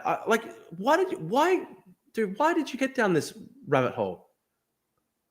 I told you. But like, you don't have to go to this level of extreme, dude. You could be a right winger, you could be conservative, you could support Trump if you had to. But why go to the extreme of actually your own family members? About people like this is the thing about people like you. They get broken down. They have a debate with someone, maybe younger, maybe older. They start debating this person, realize they're retarded, and then start breaking down emotionally over it. You're getting really emotional right now over something that doesn't affect I'm you. not emotional, dude. I'm not emotional. I just feel bad for you, dude. That's emotional. You're getting emotional. You're like speaking as if you're about to start crying. It's okay. I'm gonna start crying. Dude, Yeah. I'm fine. Dude, it's not my grandmother who's getting deported. I live in Australia. You're saying to deport your own grandmother. You're the one who's acting out crazy. You're the one saying fucking mental things. I'm fine, dude. I'm not crying. I'm not crying. I'm just saying, why the hell are you doing this? It's insane. Yes, let that rage fuel you, okay? You're gonna There's be no like me rage. I'm someday. fine, dude. No, you're gonna Dude, be like there's me no rage. someday. No, accept it. You're gonna be like me someday. You're gonna understand exactly what I'm saying, and you're gonna know that I was right about literally everything. Trust me. Dude, like, I'm against massive levels of immigration. I don't support infinity immigration. I'm actually quite conservative on migration and crime and all this stuff. I do believe in deportations for people who are criminals, all this stuff. But you've literally said that your own grandmother should be deported. That's crazy, dude. That's actually insane. Okay. And it's like, I just don't understand. Like, you could literally be right wing, you could be conservative and not say your own family members should be like deported or killed. I'm not saying should be killed. You know, But what would happen if you're my choice? If I'm according to your own argument, though? According to your own argument, if your grandmother didn't leave because I care about her, I'd be making sure that she's getting out and going somewhere safe. That's what I'd be doing. I'd be more preoccupied making sure that she's safe, that she has everything she wants, that she has somewhere to go, that she has family members, she's contacting her family members. I care about my grandma. I love my grandma so much. She means so much to me. I don't know why you're bringing her into this when this is about like World War II and stuff. And then we started. I asked you what should happen to non-white people in America, and you literally said no non-white people should even live in America at all. Nobody. Okay. Do you really think every single non-white should be out of America? Yes. Every single person. Mm-hmm. Why? Why every single person? What about people, African Americans who have 400 years of history in the country? Why would they have to be deported? Where would they be sent? Dude, where would they even be sent? These people don't have another country. African Americans with hundreds of thousands of years in this country, they had no place being here at all. That's not their fault. That's our fault. But where would they be sent? They have to be sent back to Africa. But what country? Wherever they want to go, because it's a free country, they can go wherever they want to. But dude, these people are American. Dude, African Americans are American. They've been part of America for hundreds of years. Yeah, because they were taken from their homes in Africa by Jewish merchants. By Jews. Yep. You think the Jews did the slave trade of Africans? Oh, they're mostly responsible. They profited off of it more than other people. That's just mental, dude. That's just mental. Mental, got it. I'm mentally fine. But I'm glad you're not mentally fine, dude, because you literally said, so, okay, there are 45 million African Americans or 50 million or whatever. These people, if they don't want to be deported, you would just kill all of them, 50 million people. It doesn't matter what they want. It matters about them being safe. And if they don't want to leave, then they don't want to be safe. And if they don't want to be safe, they don't value their life, clearly. If you don't value your life, you don't really. Dude, I don't even understand it because we've got people in the chat who are saying even Nick Fuentes says that blacks are American. So you're actually going even further than Nick Fuentes.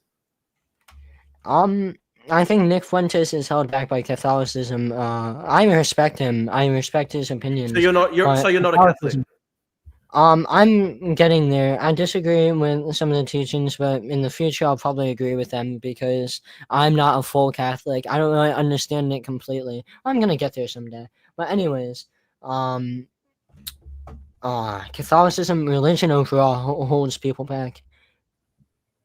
How so? So you think Nick Fuentes is not radical enough?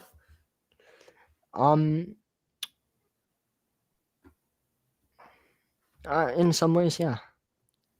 Why? So what do you think in what way does he need to be more radical?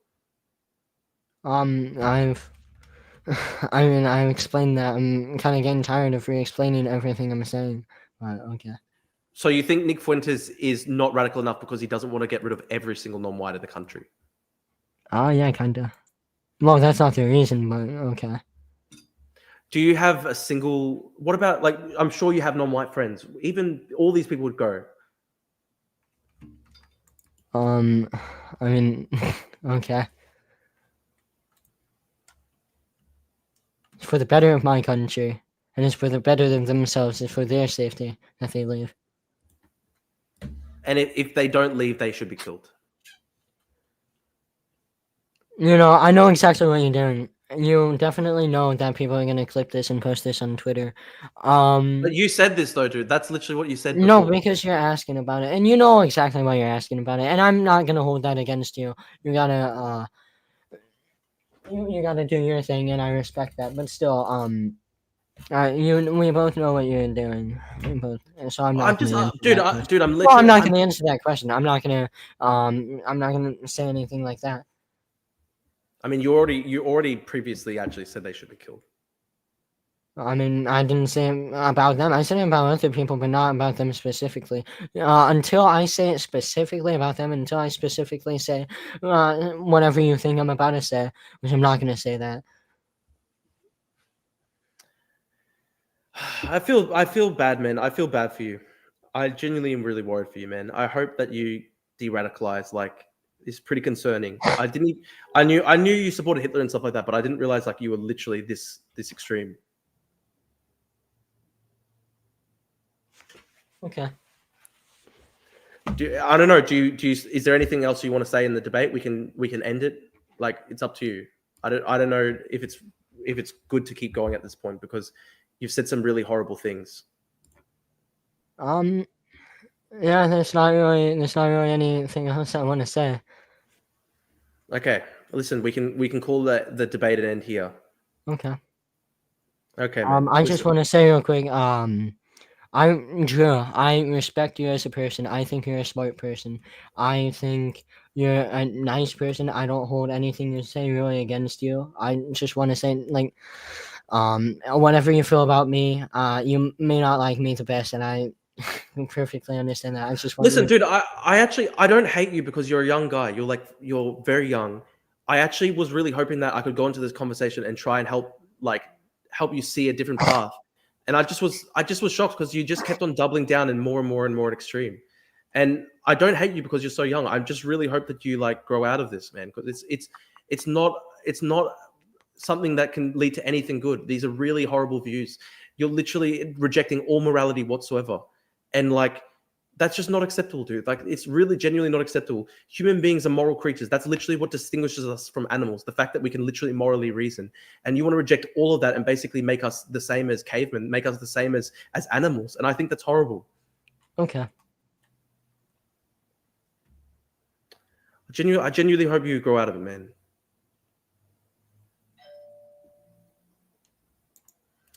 All right, Nathan. Listen, good luck to you. I'll literally pray for you, man. I hope you genuinely can find a different path because I'm worried for you. I genuinely worried for you. I'm not. But I'll pray for you, man, because listen, I don't think you're an evil person. I just think that you've been maybe taken advantage of by horrible people, and I really hope that you can be de-radicalized. I've been raped by them. They all raped me. That's what they did. They got together just like and they just started going so hard. I'm groomed. That's what they did. Well, it does seem that they actually did groom you into Nazism. They raped me. That's what they did. I feel Jewish, honestly. I feel Jewish. It's not funny, man. Okay. It is. All right. Okay. You can leave now. I'll go back to listening to Erica. Have a nice night. Thank you. Bye. Wow. That was actually like legitimately pretty scary. He straight up said that his own grandmother should be deported. And he straight up said that literally every non-white person in the country should be fucking killed. That's like legitimately pretty evil. I'm like really, really scared for this guy. I don't know. I honestly even feel bad that he said all this insane stuff on my show. And I genuinely hope that like Destiny doesn't hate me for this or whatever. I really like Destiny. I love Destiny. I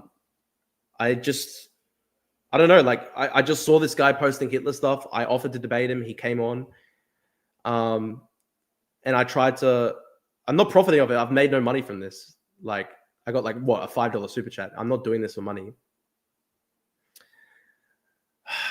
Just I don't know. I was literally hoping I could have like a reasonable discussion with him, but he just was so hardcore. And like he literally was so hardcore that he even justified like his own grandmother being deported. I've never heard anybody say that before. I've never heard a Nazi say that their own grandmother should be deported. It's actually genuinely really sick. We've got, I think, 180 people who are watching live. Guys, please subscribe to the channel and leave a like. Help us reach more people. I've got a big stream tonight. For in about 8 hours time, I'm going to be streaming with Kos Samaras and John McGowan. We're going to be streaming about Australian migration. It's going to be a big debate about multiculturalism. The funny thing is, I'm actually quite conservative when it comes to multiculturalism and migration. It's just that, like, this guy's actually calling for mass killings. I can't believe, like, the Groypers in the chat are calling me psycho. These guys are calling me psycho. Trying to ruin a 14-year-old by farming clips. I didn't farm any clips, dude. These are things that he said, okay? These are things that he said.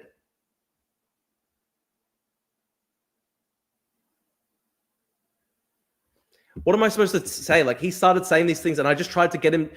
This is the thing. When I asked him about his own abuela, I wasn't trying to clip farm him. I wasn't trying to get it. I wasn't trying to say to him. I was hoping that he would see the point that I was making, that it was terrible what he was saying. I was hoping that he could see that it was a terrible thing to argue. But instead, he literally just doubled down on it.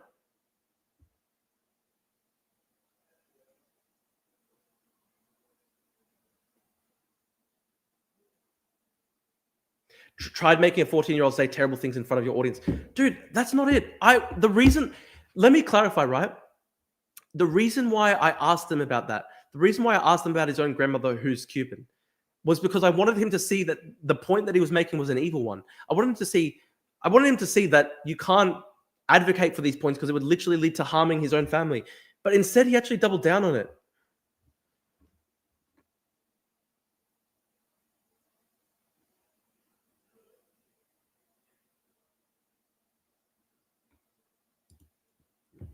Are you going to upload this? I seriously think you should consider contacting his parents or just taking down the stream. Yeah, honestly, I might have to take down the stream. It's actually that bad.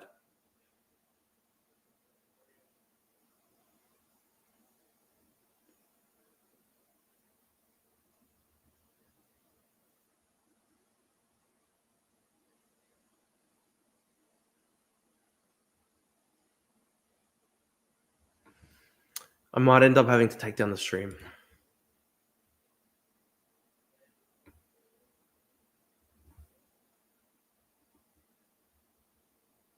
I'm not, dude, somebody said you're threatening to call CPS. I'm not threatening to call CPS. It's literally not his parents' fault. He's been radicalized online.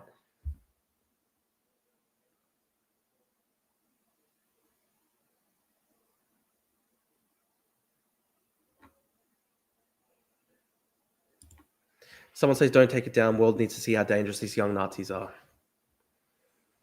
I don't know. It's hard because part of me feels that like people need to see how bad these arguments are. Make a kid say racist genocidal comments are now going to profit off it. Dude, you're literally a groyper. You're one of the people who supports him. Don't fucking concern troll now after you actually egged him on to be a genocidal evil person all this time.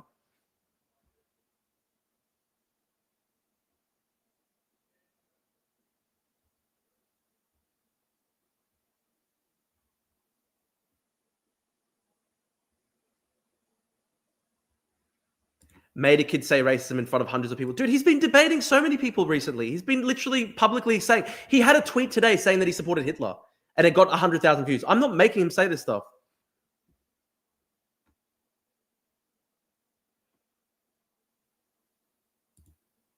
You can show the world the extent that Twitter is harming children.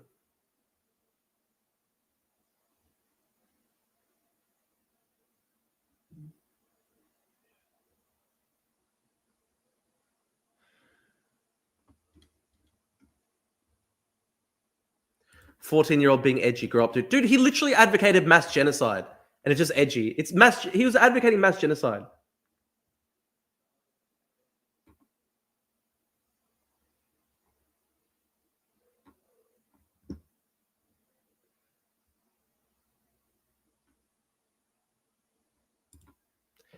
Drew, this is what happens when online insane radicalization funnels and edgy nihilistic teens. It's sad.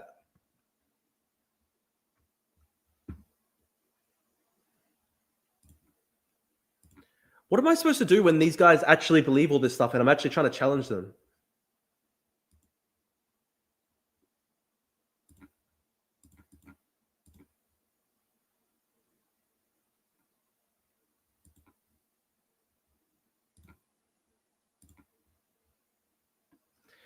By the way, guys, I've got I'm doing this stream tonight. Hang on. I'm gonna put this up. Dude, it's so sick because all these gropers literally egged him on this entire time, radicalized him, and then when I literally just debate him, they start going, "Oh, how dare you?" They were the ones who radicalized him.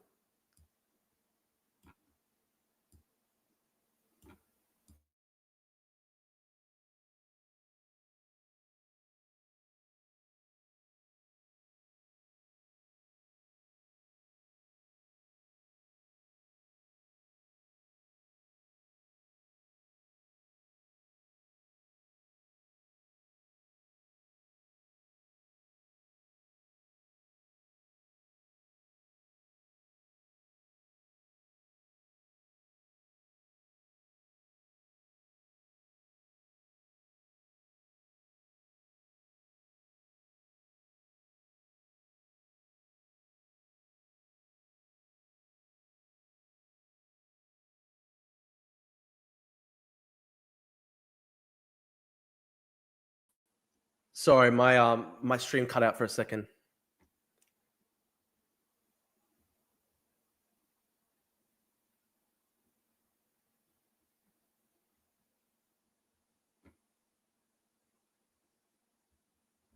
Sorry, my stream froze for a second, guys.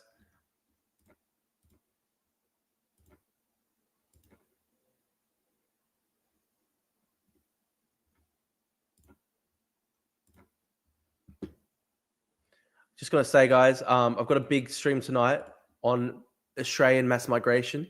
I highly recommend everybody go to it. It'll be really interesting.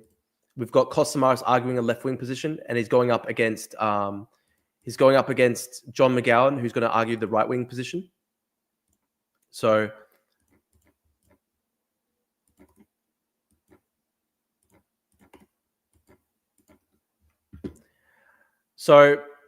we've got 169 people watching live. I encourage everybody to leave a notification, turn notifications on for the debate tonight with John McGowan versus Kostamaris. That's going to be a big debate on the nature of multiculturalism in Australia and immigration. Kostamaris is really pro-migration, multiculturalism. John's quite against it, so it's going to be interesting.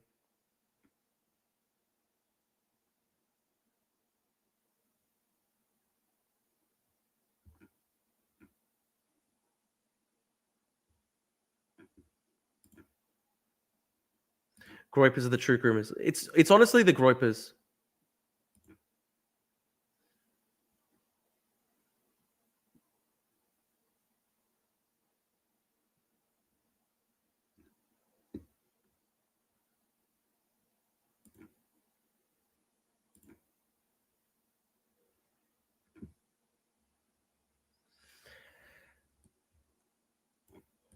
So I encourage everybody to go to that. And guys, subscribe to the channel. Helps us reach more people. We've got 9,720 subscribers. Help me reach 10,000. We're close to 10,000. I won't stop streaming because it's a big stream right now. We've got a lot of people watching live, so I'll just keep on chatting.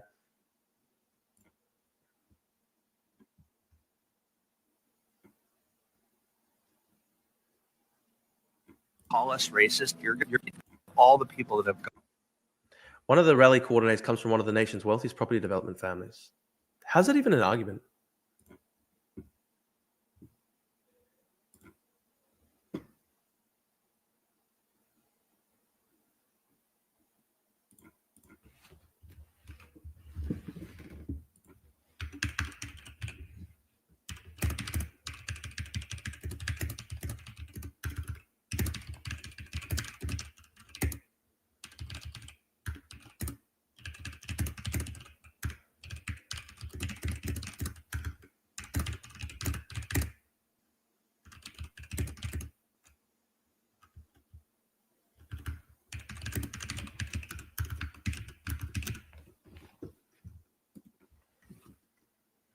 What's going to happen to your channel if you go to jail? I'm not going to jail.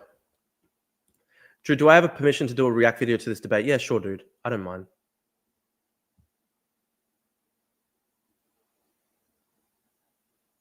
You think the US-Russia talks will fizzle? I don't see how the government gives the war up unless it truly doesn't matter on a broader level of geostrategy.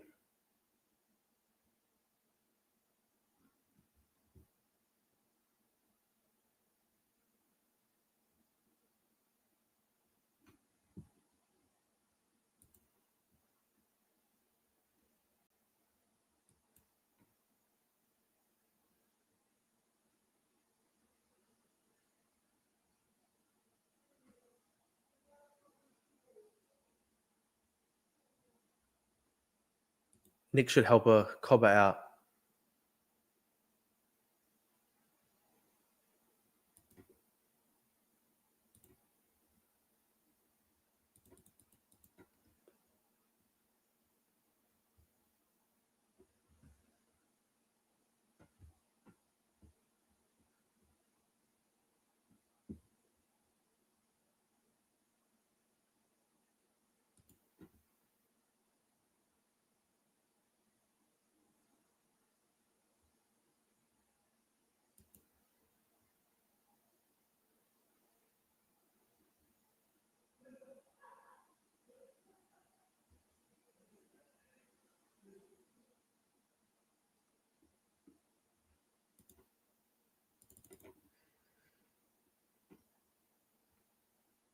Drew, you look so doom and gloom. I'm gloomy after that debate, man.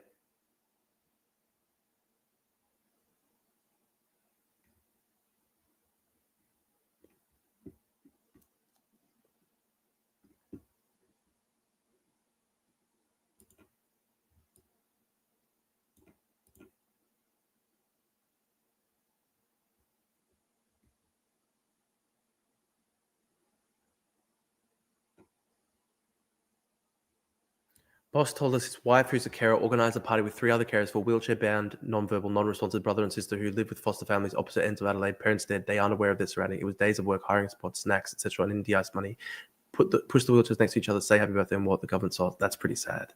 Whole thing is really sad.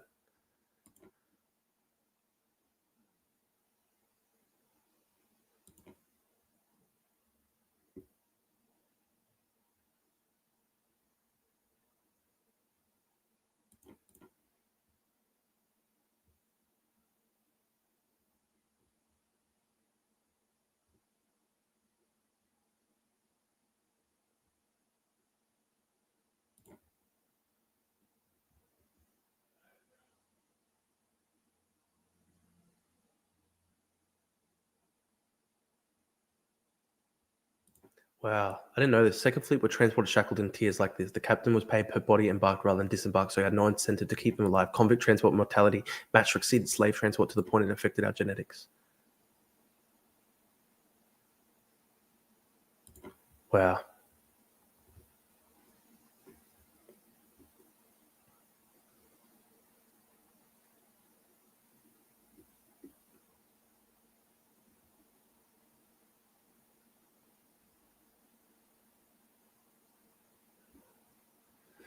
All right, guys, listen, I might end the stream.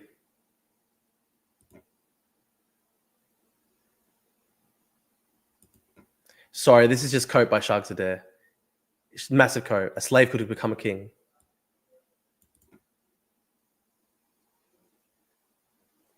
That's so dumb, man. That's so dumb.